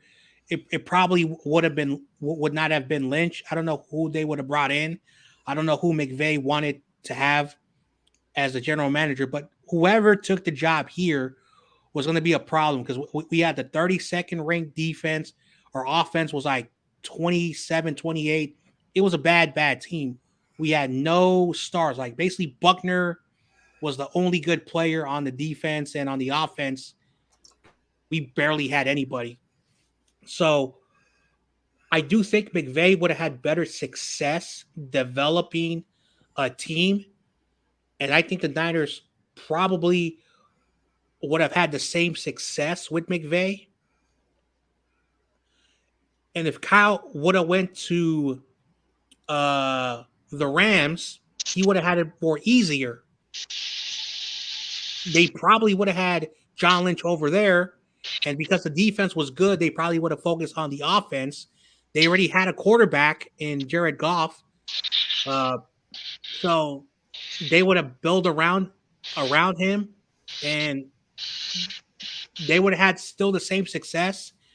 I personally would not think that they would have been to the 2018 Super Bowl and won the 2021 Super Bowl. I think they would have been very close. But overall, I think that whoever came to the 49ers had the short end of the stick. And we've seen that, hands-on, in the last 6 full seasons. And we build a really, really good team. But Kyle, like, imagine if we had a quarterback who was pretty good, was not injury prone, we probably would have not had, Brock Purdy, Trey Lance. Probably, again, it would have been a different direction.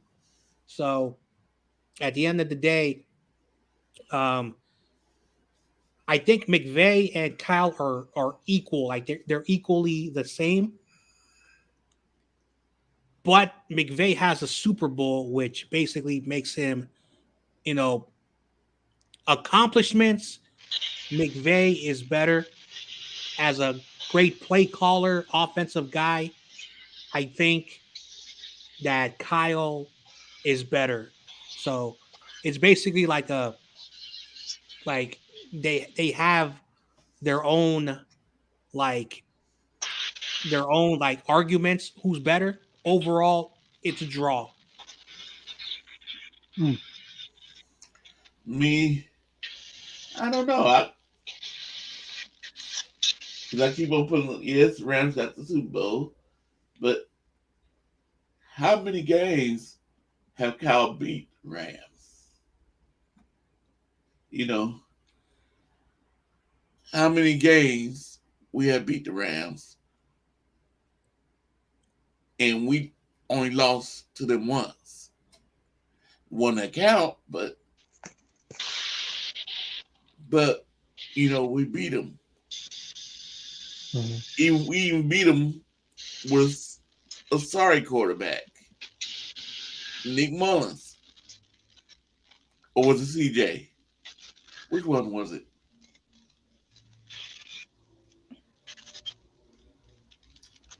I think it was Mullins. Mullins, yeah.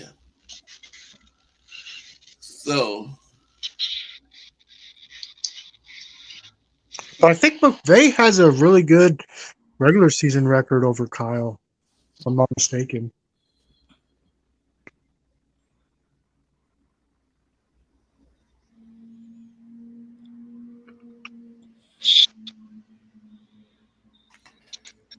if Jimmy Garoppolo didn't get a gift wrapped to Kyle by Belichick, he would still be looking for a QB. Mm-hmm. Kind of still is.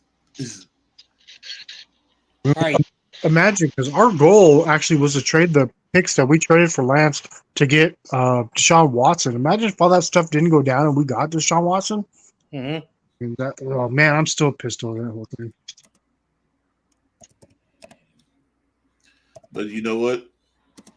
Plans work like it did, because if we will be dealing with what Cleveland Browns dealing with now, he would have been suspended. And we'd still be in the same situation, right back in the same situation we are now. I mean, that whole thing was weird. It's like all of a sudden he requests a trade, and then like a week later, all this crap comes out. It's kind of weird. Yep. Mm-hmm.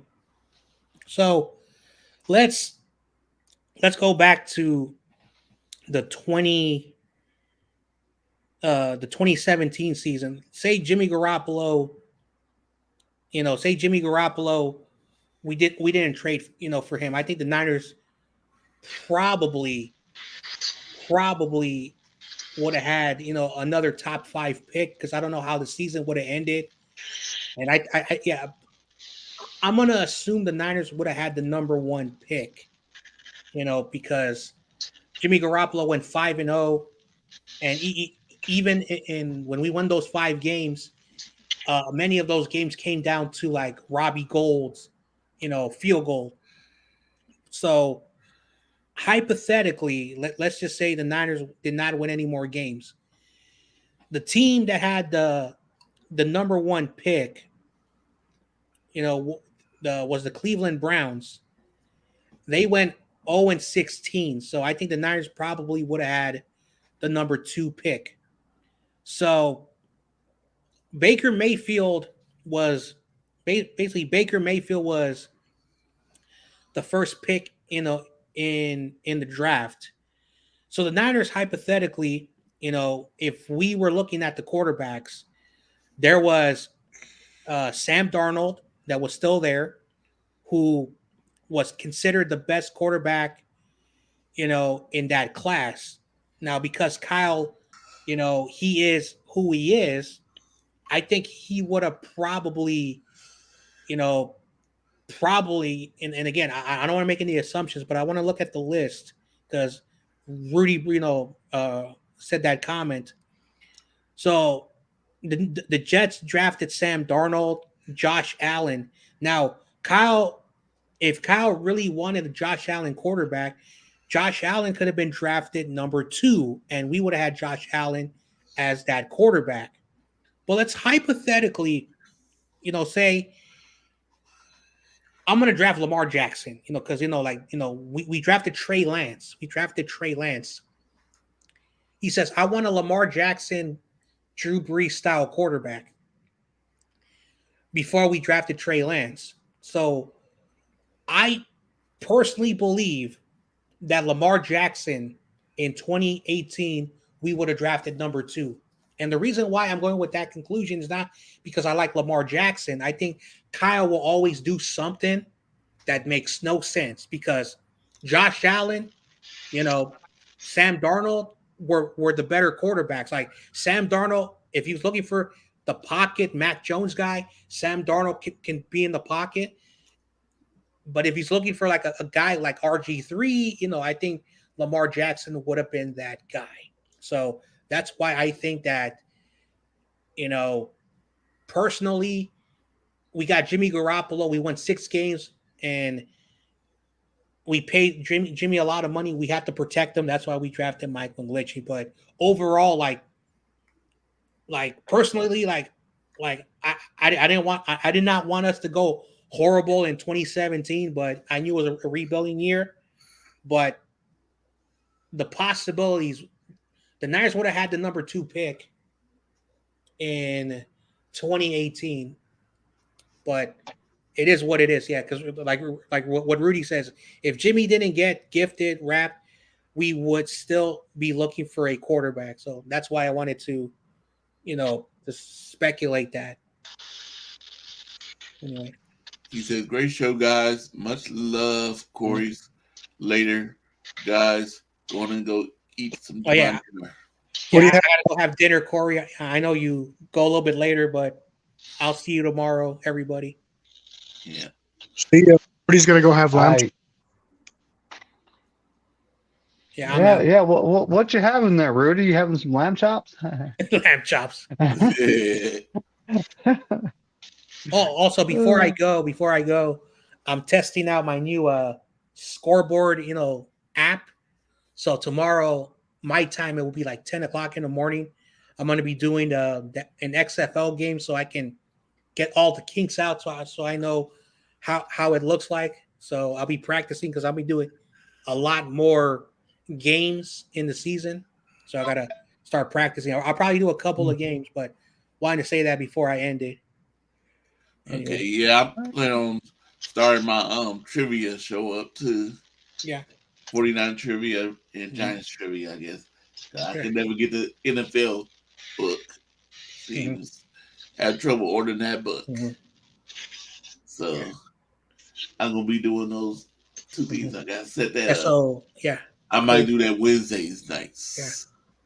Yeah. Anyway, so I just wanted to double check because I know you go a little bit longer. Like, how long are you thinking about being on, Corey? I don't know. I just got somebody new in the chat. I don't know. Somebody just came on. Oh, he's back. The Warriors fan, David Corona. Okay.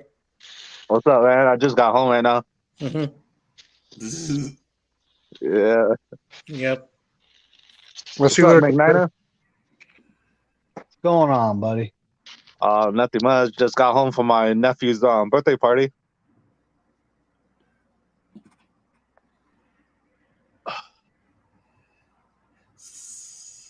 What are you guys talking about? David Corona, did you answer the question I asked? No, when you told me my phone died. Yeah. So do you think Cal could ever win the big game? I hope so. If he in 2019, if he will call better calls and they will ram the ball and race that clock down, I think we will won that game, that Super Bowl against the Chiefs. But he was passing and passing and passing. They're not wasting no clock. So I think if Kyle Shanahan called better plays and ran the ball, we should have won that Super Bowl.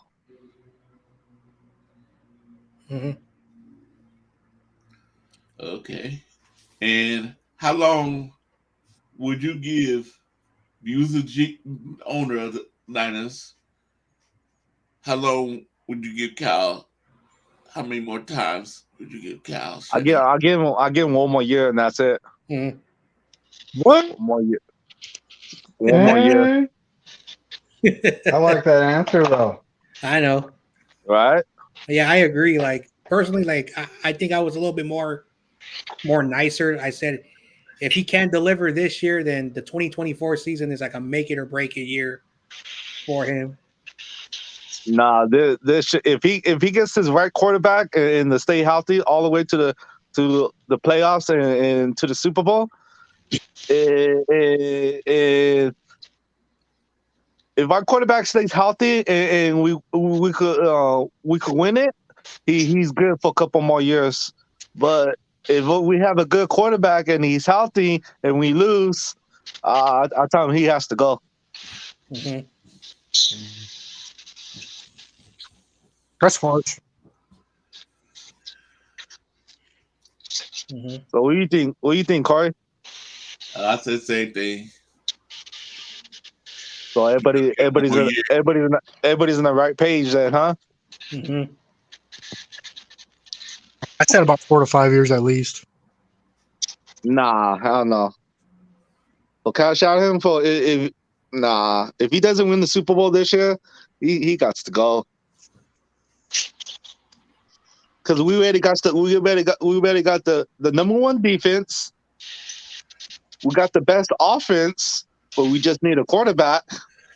If we get all those and are a good quarterback, and we can't win the Super Bowl, he got to go. You know what's weird is the number one defense has never won the Super Bowl. Yeah. Wait a minute. Let me see. I think Chicago Bears had the number one defense. They won. So defense wins championships. I'm not sure where you heard that because the Baltimore Ravens had the best defense, had the worst offense, and they destroyed the Giants with special teams and defense. A few years later, Tampa Bay had a very stagnant offense, and Tony Dungy built a really, really good defense. And of course, the Bears had the best all-time defense in NFL history. They won the Super Bowl, so defense wins championships. I'm not sure why. I'm still having this argument with people.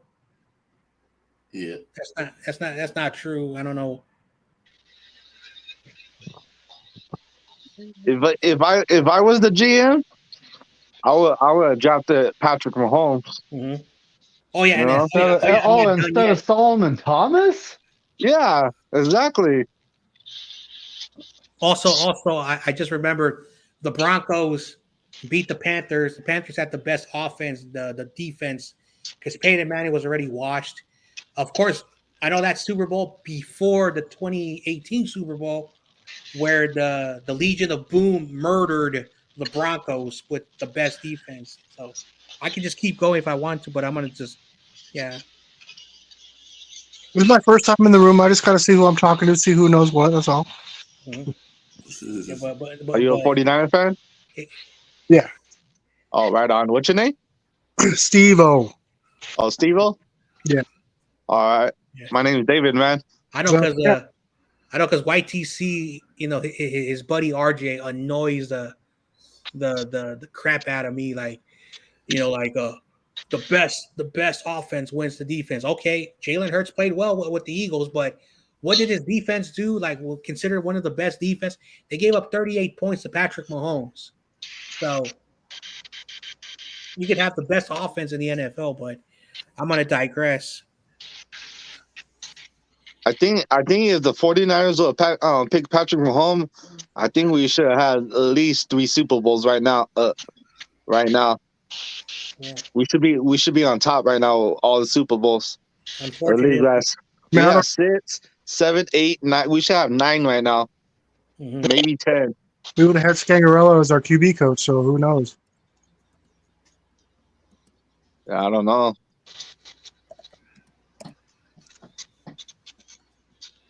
Let me see. Anything else? Hey,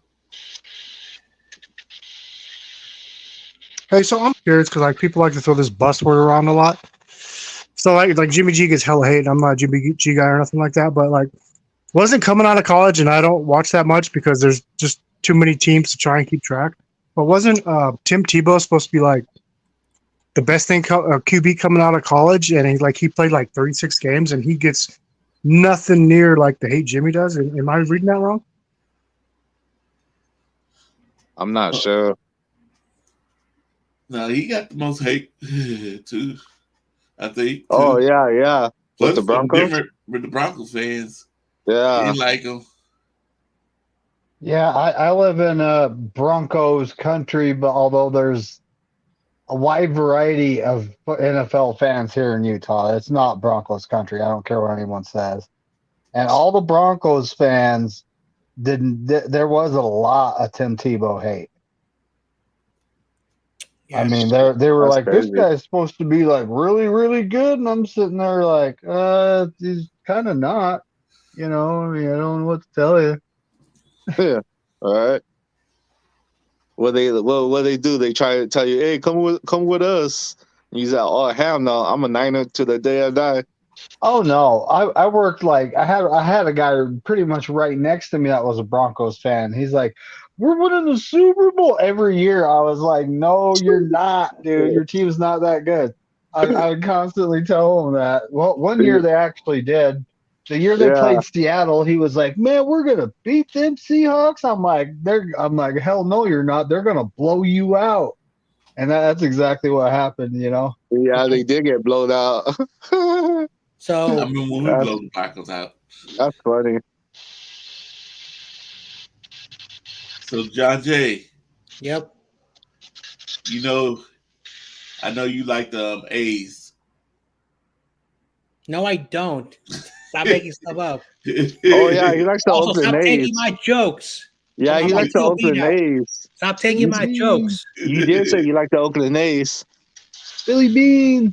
First of all, I've never said I like the Oakland A's. I can't. Yeah, you did. I can't prove two people on this stream. One is an Oakland Raider fan, confirmed, and one is a Rams fan, confirmed.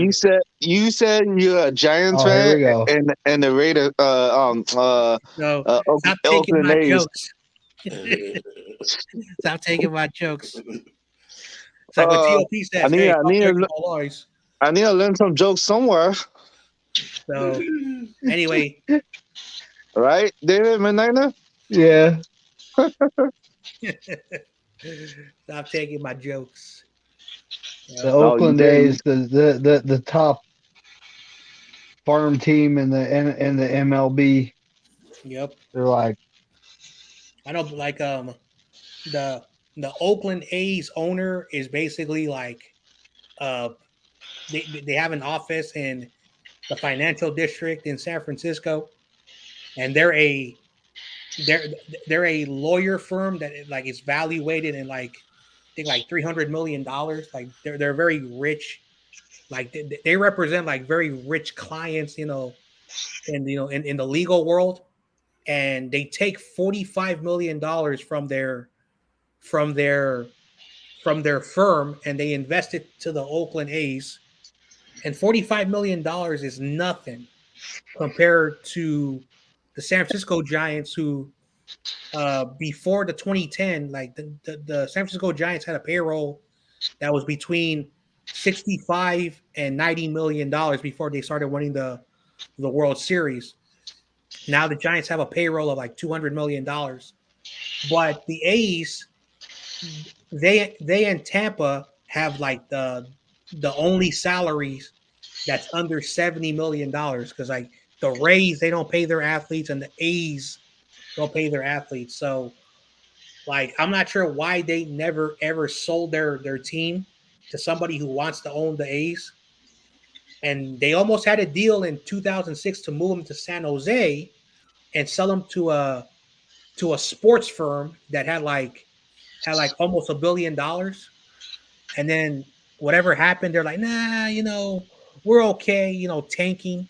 And the A's have always been known as the joke of the MLB. Yeah. Wasn't there a guy in here that was supposed to get a Golden State Warriors jersey sent to him? Oh hell no. Yeah, it was Corona. No. I don't know. I burn that shit. No, you don't. You love the Warriors. I burn that shit. You love the Warriors. It's all right, No, I David. don't. It's No, I okay, man. don't. No worries. No worries. So you're a Nuggets fan then, huh? No, that's Gavin. Oh, I thought you were Nuggets. Yeah, that's Hey, Gavin. but McNiners, Boston's doing pretty good. Huh? Boston? Yeah, the baseball team, Red Sox, they're doing all right now in preseason. Yeah, it's preseason. That doesn't mean anything. Yeah. How's They how you need been? they need their pitching staff to stay healthy. That's what we need. I should say we. We need Yeah, our pitching staff to stay healthy. I mean, last year you couldn't find a pitching starter or starting pitcher to save our lives. It was did good like halfway through the season, but then it just fell apart. yeah. I know. Justin Turner's over there now, but he's lucky right now. McNiner, how do you become a Red Sox fan, a Niners fan, and you live in Utah? Well, hey man, the sports that was on TV when I was a kid, you know. I saw the Bill Buckner play when the ball went under his glove, and I felt bad for the guy. That's literally how I started being a Red Sox fan. You know, Oh, wow. go all that far, and then all of a sudden one stinking play. You To know, cost it was cost like, him to the World Series, huh? yeah, it did. That's crazy. I'll be honest with you though, when they broke the curse, that was so cool. Okay. I Oh mean, it was like we're down 0-3 to the Yankees in the yeah, ALCS, and I'm yeah, going. You know, we ain't dead yet. That's what I'm saying when I'm watching the game. You know, right. and then they win by the skin of their teeth a couple games, and then you know it's game 7, and I'm going, yeah, baby.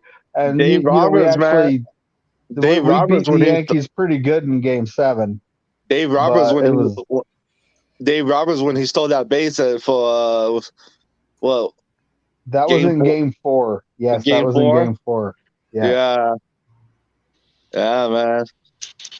That was incredible, man. I'm glad the Boston won it. Took those Yankees out. And when it comes to the Kurt Schilling bloody sock thing, I don't know. I don't know how much there is to that. You know what I mean? Oh I yeah, mean, he had a couple staples in. I don't know. You know, he might have bled a little bit. You know, just from the right. staples moving around. Who knows? You What, know, what but what was going on with his ankle? Did he sprained like what I forgot what he did. He sprained it. I think he actually detached a ligament, Oh and they used staples to reattach it and hold it in place. yeah. Oh Yeah. wow. Yeah, like That Kirk Schilling. kind of sounds painful, don't it? Yeah, so Kirk Schilling. I had staples in my head. They gave me 13 staples in my head. I cracked my head one time. They give me 13 staples on my head. Yeah. So I was gonna say something. Oh yeah, so Kirk Schilling, I think like 5 years ago, started podcasting just like everybody else. And someone asked him about that bloody sock. So this is what Kirk Schilling said. I don't know if it's true. He said that he had some stitches, and they asked him to pitch on short notice. So what he did was he put a big bandage, one of those like big bandages, and he put some tape around it so the bandage didn't fall off.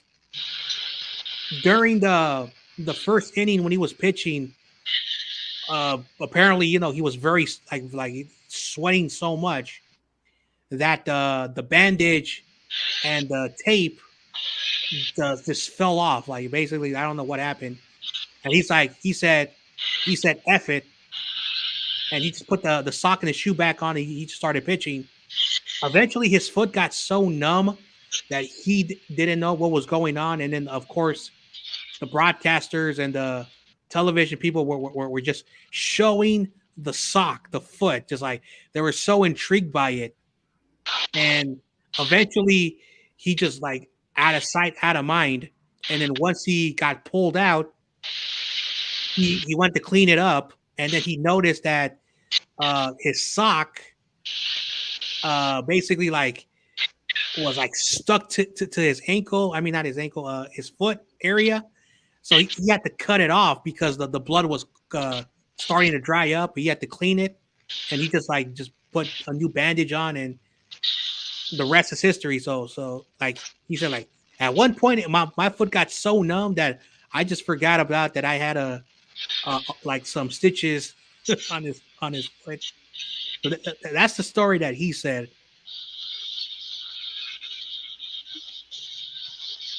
Yeah, I was just curious because I'm the same way. Like I was born in Wisconsin, so I was a Green Bay fan, but I moved to San Diego when I was like 6, and it's kind of funny. And then I moved to Nevada. It was kind of funny because I was 86, I think. My grandpa bet me a roll of quarters, which I didn't know how much it was, and that was the game Kirk Gibson hit the home run, and I didn't know back then. The whole thing where he didn't play and the announcers were talking crap to him and he hit that home run and everything. Like I didn't remember all that, but like, so I'm surprised I didn't become a Dodgers fan, but I'm a Giants fan. But like, when I grew up, I couldn't watch any of the Green Bay games. So I got like little drawings of me from when I was like 5 and 6, like drawing 49er stuff. Right on. I could move you to a Dodger fan if you want. If you want to come to this side. That's what I don't understand is I won that bet, with Kirk Gibson, and I'm like, oh, well, how did I become a Giants fan? I don't get it. Yeah, I don't think you should go for that team. Mm-hmm. Not from 100-7 to whatever they did last year, whatever it was. Yeah. All right. So I'm actually gonna now bounce out because I gotta have dinner. But I just wanted to before I go, I wanted to always make a huge shout out to my boy David Corona. No. Oh, here we go. All right. An LA Clippers fan. No, hell no. Oh, the Clippers, huh? They're not doing too bad. They're like the underachievers. They suck. Anyway. All right, Corey, you have a good night. You're a Utah Jazz fan, man. Peace. You're a Utah. I gotta have jokes. It's crazy.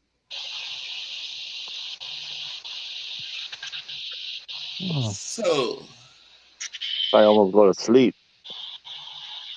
Yeah. So how's LA going to do this year? What happened? How good is LA going to be this year? Dodgers? Yeah. Man, they got a new whole team. They got a lot of guys from AA and AAA. So, man, hopefully we do good. We lost a lot of guys. We lost Justin Turner, lost Cody Bellinger, lost Trey Turner. We lost a lot of pitching. So yeah, we'll see. So David been down there. Yo. Oh, TRL. I'll just coming in. Yeah. Hello, TRL. What's up, man? What's up? How you doing? Good. How about you guys? Good. I'm doing good. Thank you. So TRL. What's up? Do you think Kyle Shanahan, as an Arizona Cardinal fan, do you think Kyle Shanahan win the Super Bowl? I mean, I wouldn't blame him for the reason why you guys haven't recently, except for that Super Bowl against Kansas City, because I feel like a part of it was on him. But I mean, I feel like you guys he made stupid calls. Yeah, I feel like you guys can, though, if your team stays healthy. That's probably about the only concern I would have if I were a Niners fan at that point. But I feel like he could. But it just depends on your team's health and what your future guys do. Okay, and if you was the owner of the 49ers, and how long would you stick with Kyle as your coach? Kyle,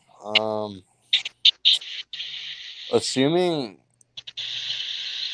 I mean, I don't know, because if you guys keep making the playoffs and have a chance to get a Super Bowl, I would say keep him. But if it eventually falls to a point to where you're like a 500 team a majority of the time, and you're barely missing the playoffs and this and that, then, or if you just simply keep choking, because that could be a part of it on him as well, then yeah, I'd probably say just at that point, I would say try to find a new one. But for now, I would keep him if I were you guys. But, I think I heard him say that he wants him fired so that he can pick him up on his team. I don't know. I'm going to give my coach a chance first. Who is the coach? Jonathan Gannon. The guy from the Eagles, coordinator. Right. Okay, David Midnight, I remember the question I was going to ask you. Again, I think I asked you this before. I can't remember what you said. How did you become a 49er fan? Back in the 80s, I mean, it was probably 80. It was late 84. I was sloughing church, watching football, and the 49ers were they were on every Sunday, and I was watching. I would watch football all day until my mom made me stop. And out of all the football teams I saw, I was just watching the Niners. I was like, man, that's a football team. Look at these guys. And that's how I became a 49er fan, was watching Joe Montana and an incredibly young Jerry Rice at that point. And, like Ronnie Lott. I'm a big Ronnie Lott fan. So, I was just watching that team like that is a good football team. And I just kept watching them. And I think that they did win the Super Bowl. They did win the Super Bowl that year. And, I watched that game. And, the next year I was watching full time from the start of the season to the end. But that year I probably started watching, it was early December is when I started watching, football all day and kind of sloughing church, but, I didn't get struck by lightning, so I think I'm all right.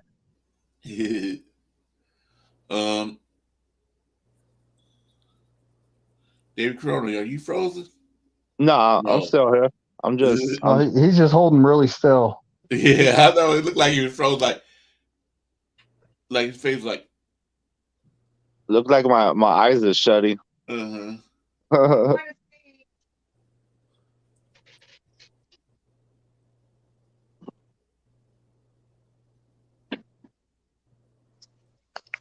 Hey, do you guys think? Dalton Kincaid? Hell yeah, I'm drafting him. Do you guys think, like back in the day, it used to be the GOAT in any position was Jerry Rice, and now it seems like it's kind of like been taken over by Tom Brady. Do you guys still see it that way? Because, like, to me, I got to take a couple rings away from Brady because of the Spygate, Deflategate. I mean, you could even throw in the tuck rule. So, I mean, I still consider like Rice the GOAT over anybody. What do you guys think?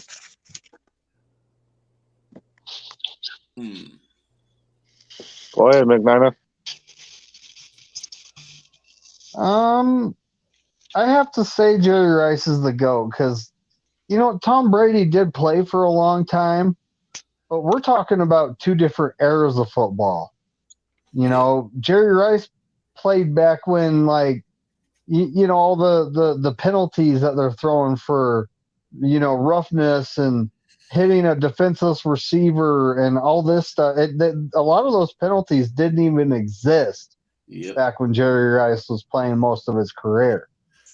So, just the fact that Jerry Rice was able to survive the brutality of 80s football, and, because NFL started to get soft in about the late 90s. So most of his career he played, in a very brutal league.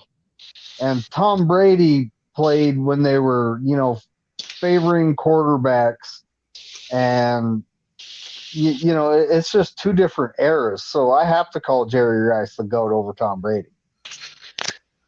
I agree. What about you, Who should I David draft? Corona? Yeah, I think so too. He played way better. He broke a lot of yards. Him and Joe Montana, man, incredible. I mean, John Jay came back. And I'm back. Sorry, guys. Yeah, I think Jerry Rice. Yeah, he's the GOAT. Mm-hmm.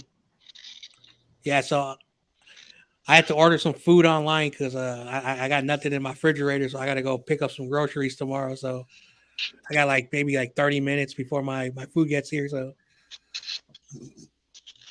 so what you think about that question, John Jay? Did you get to hear the question? what was the question?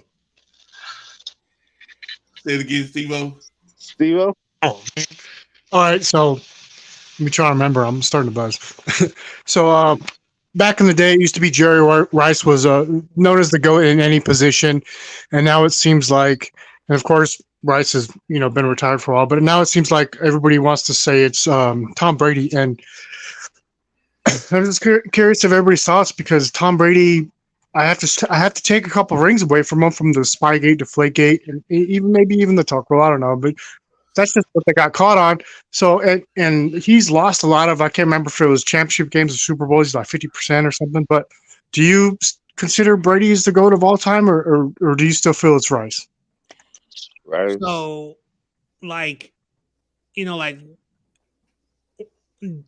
so when I look at Tom Brady versus Jerry Rice, it's two different positions. One's a quarterback and one's a wide receiver. So I never compare a quarterback and a wide receiver because they do two different things. So Jerry Rice is always going to be the best wide receiver. I don't know, because Jerry Rice had the longevity. I think he played for 20 years. And that's why, he racked up the numbers he did. Larry Fitzgerald in 17 seasons didn't even come close to, the yardage. But if Fitzgerald was able to play maybe 4 or 5 more seasons, he probably would have caught up to Jerry Rice. But again, these are just speculations. So now when it comes to Tom Brady, you have to compare him to the quarterbacks. And the only quarterback you're able to compare him is Joe Montana. Now, here is the thing that a lot of people are going to get angry because they feel that Tom Brady is better than Joe Montana. I want to give an argument for Joe Montana and an argument for Tom Brady. And at the end of the day, there's no right or wrong answer. But Joe Montana played in a very different era where quarterbacks were ragdolled and tossed around, and they played in a more dangerous era. Tom Brady played in a time where he needs to thank the Tuck Rule. He needs to thank when after he had that season-ending injury, that they started to protect the quarterbacks, the referees, and the league was a little bit more for his safety. So Joe Montana played in a more tougher era, and the competition was very tough at that era. There was a lot of parity, not like today where you have maybe between 5 and 8 teams, and then the rest is average, and then you have the bottom, which is not really good. So there's not a lot of parity. Now, if you switch Tom Brady to where Joe Montana played, he would not have won 7 rings. Montana would have had probably even better success than Tom Brady. if Montana played in this era. So that's the argument for Joe Montana. Now, when it comes to eras, Tom Brady dominated his era. Joe Montana dominated his era. So when I look at Tom Brady, his team and his coach were responsible for all of the illegal things that they did. Just Tom Brady was just on the team. So I don't really put a lot of issues with Tom Brady, because it was Bill Belichick. It was more his fault than Tom Brady when it comes to all the infractions and all the problems. Overall, both these guys are considered probably like the greatest players of NFL history because of the era they played. Tom Brady, the best in his era. Joe Montana, the best in his era. Overall, you give Tom Brady like 1A and you give Tom Brady 1B. So that's how I look at this Tom Brady, if he's better player in the NFL. So that's how you compare, by position. So it's just like who's the best defensive player? Like Giants fan says it's Lawrence Taylor. Niner fans would say Ronnie Lott, because Ronnie Lott was more ferocious than Lawrence Taylor, and they did play different positions, but you can also have, that argument. So that's how you really compare who are the best players, not by name, but by where they play, what position. Yeah.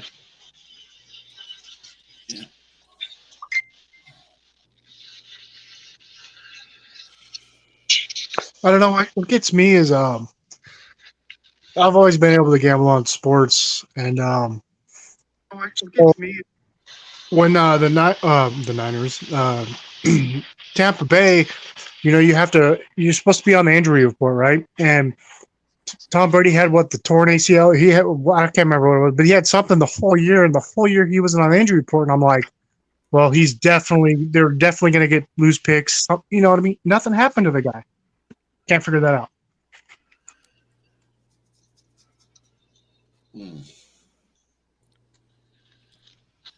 Well,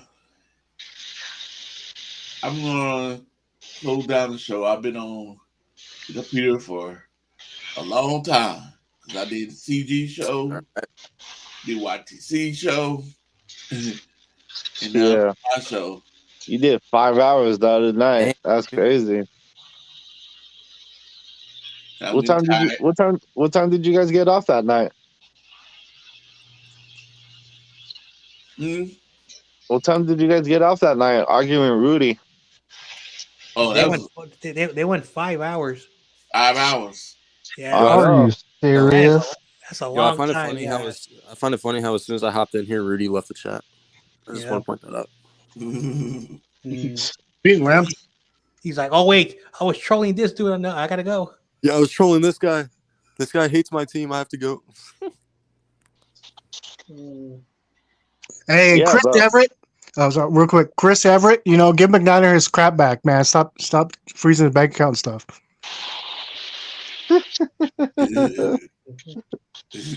Yeah, McNiner was telling facts, and that fool didn't want to hear it.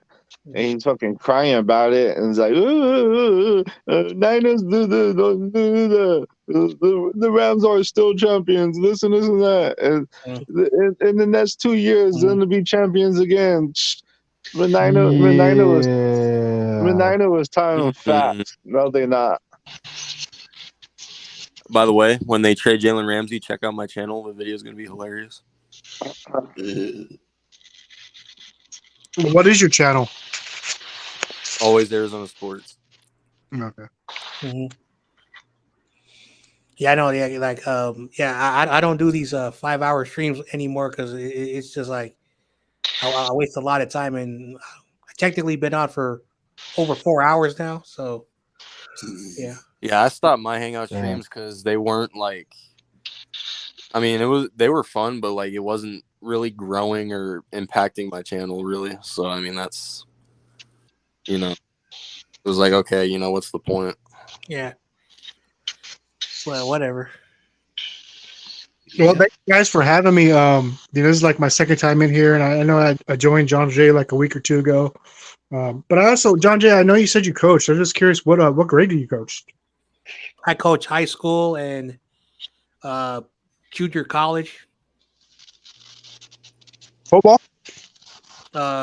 Baseball. Mostly baseball, but I did like a 14 to 6 like a 14 16-year-old travel football like tackle, Oh, so hell yeah. so I coach from as young as 14 to like 21.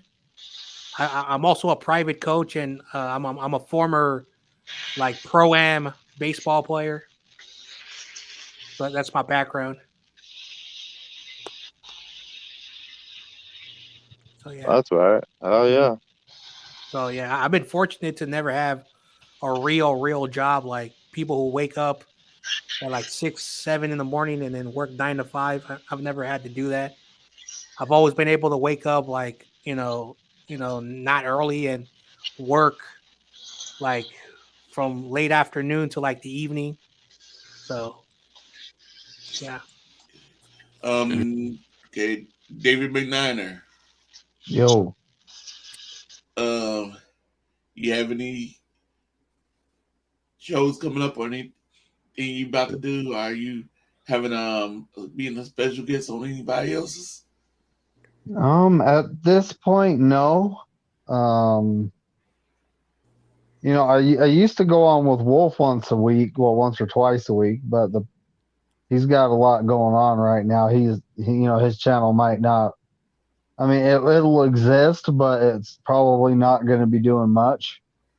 Other than No Border Sports calling this next Friday. I mean, last Friday I had a date. Well, yesterday had a date, so that wasn't happening.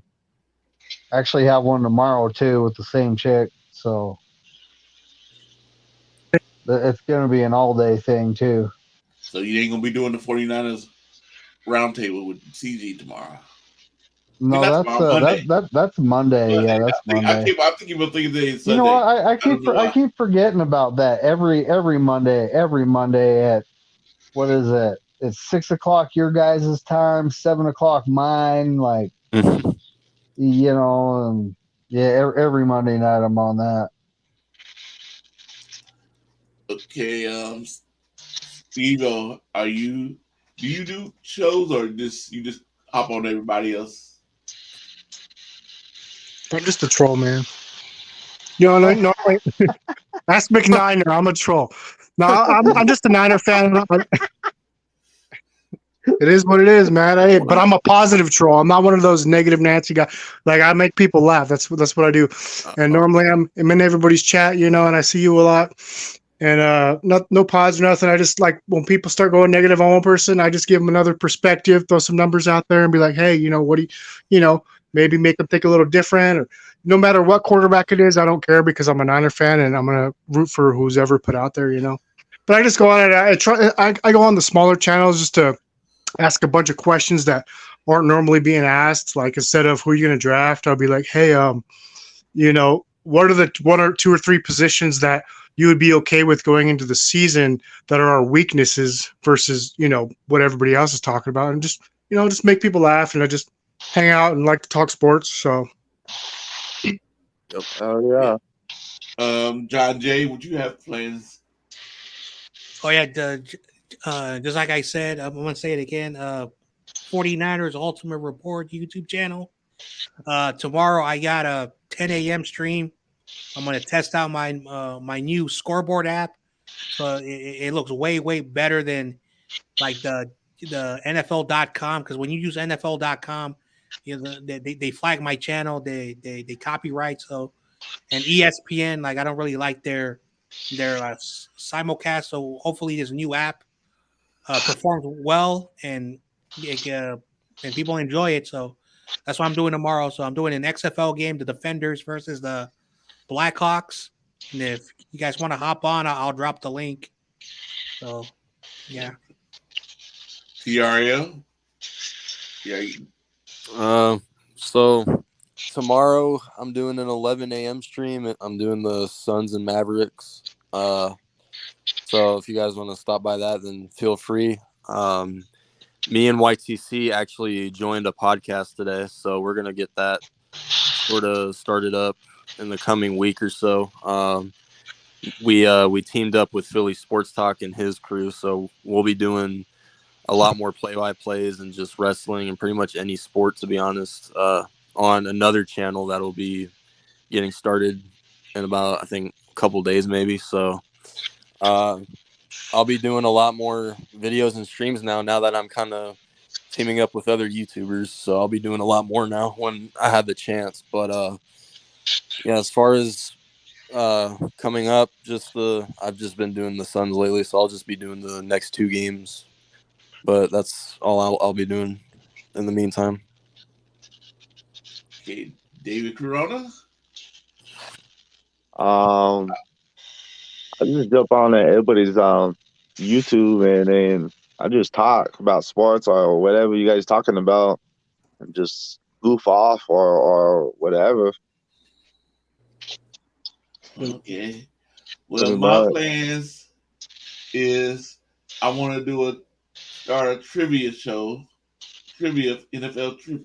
Well, now since I can't get the NFL trivia book, I'm going to use San Francisco 49 trivia book and New York Giants trivia book on mixed questions.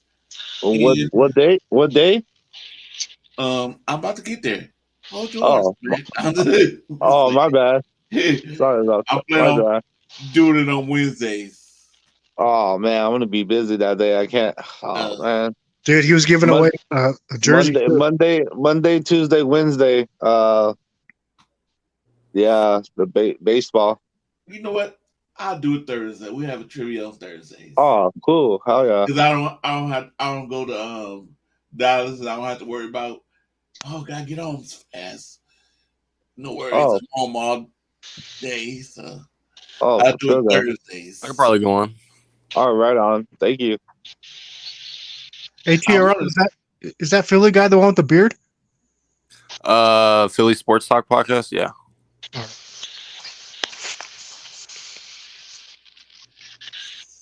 So that's my plans, and then also I'm trying to set up. I want to do a interview with this couple.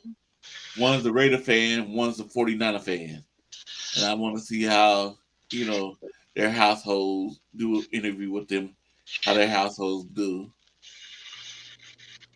Mm-hmm. Plus win the games. Yep. All right. I'll see everybody. Well, if anybody wants to hop on tomorrow, 10 a.m. my time. Yep. All right, Corey. All right. All right, my liquor. All right, my liquor, bro. No, it's the other way around. Anyway. Oh well. All right. The Timberwolves beat the Listen, Kings. just come to the Valley, man. It's a great place. You know what I mean? 9:47. All right, Corey. All right, John. Peace. All right, David you, McDiner, TRL, Yeah. Warriors fan, and Steve-O. Peace. All All right, have a good night, John Jay. All right, man. I'll let you guys go. I'll see you Thursday, Corey. All right, have a good one. Yeah, you too. Later, Midnighter. See you later, guys. Later, David. Thank you, TRL. Later, guys. Later, TRL. Later, Steve-O. See ya. Thank you, Steve-O. Later. For coming on. And thank you, David McNiner. Mm-hmm. I like to thank all the people that's watching. Crazy Juice, Rudy, Niner Sickness, Crazy Juice, Brian Cup. Hey, Corey, what time do you normally stream at? Huh? What time do you normally stream at? I usually do when I start back doing my pick shows and stuff. I'm gonna start still do like Wednesdays, and then come on Sundays after the games. So that's usually I do. But now I've been going now I've been just because it's the off season. I've been going Like when I have a dream of something or I think about something, I say, you know what, I want to do a show on that. So it's just like, oh, like this one. I don't usually do ones on Saturday like this, but it's like Rudy when Rudy did that on me on Thursday. I went to sleep. I'm like, man, I need to do another show because this is on my mind. What if, because Rudy said something about Cal on Cal's or the GM owns they on the team we would never win the Super Bowl. But he just changed his subject now. But and so I thought about it and I said, let me do a show. Yeah, I caught about 10 minutes of it, and I seen Rudy was on there, and I was like, okay, and I like making fun of that guy, and so but then I only got about 10 minutes into it, watching that until then you came live, so I didn't catch the rest. Yeah. And thank you, Platform 246. I'm proud I didn't get Bebop Jones in here. Usually he comes in. Thank you, Damian Lee, No Border Sports, and Bird Gang family. And thank you, whoever if I missed you, thank you. I appreciate you. And I appreciate the ones that subscribed to me, got me up to, I might be up to 115 now. But last I checked, I was 114.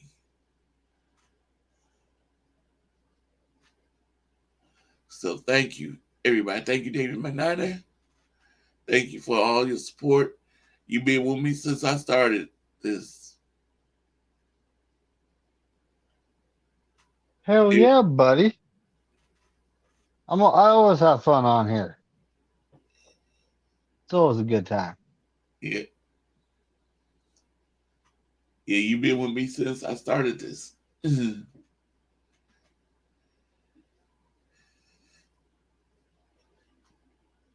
Yeah, when I first started YouTube, you was my first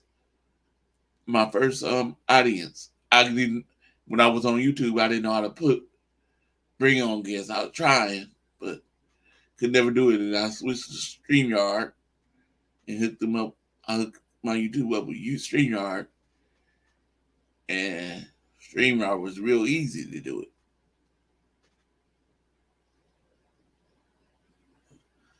So thank you guys.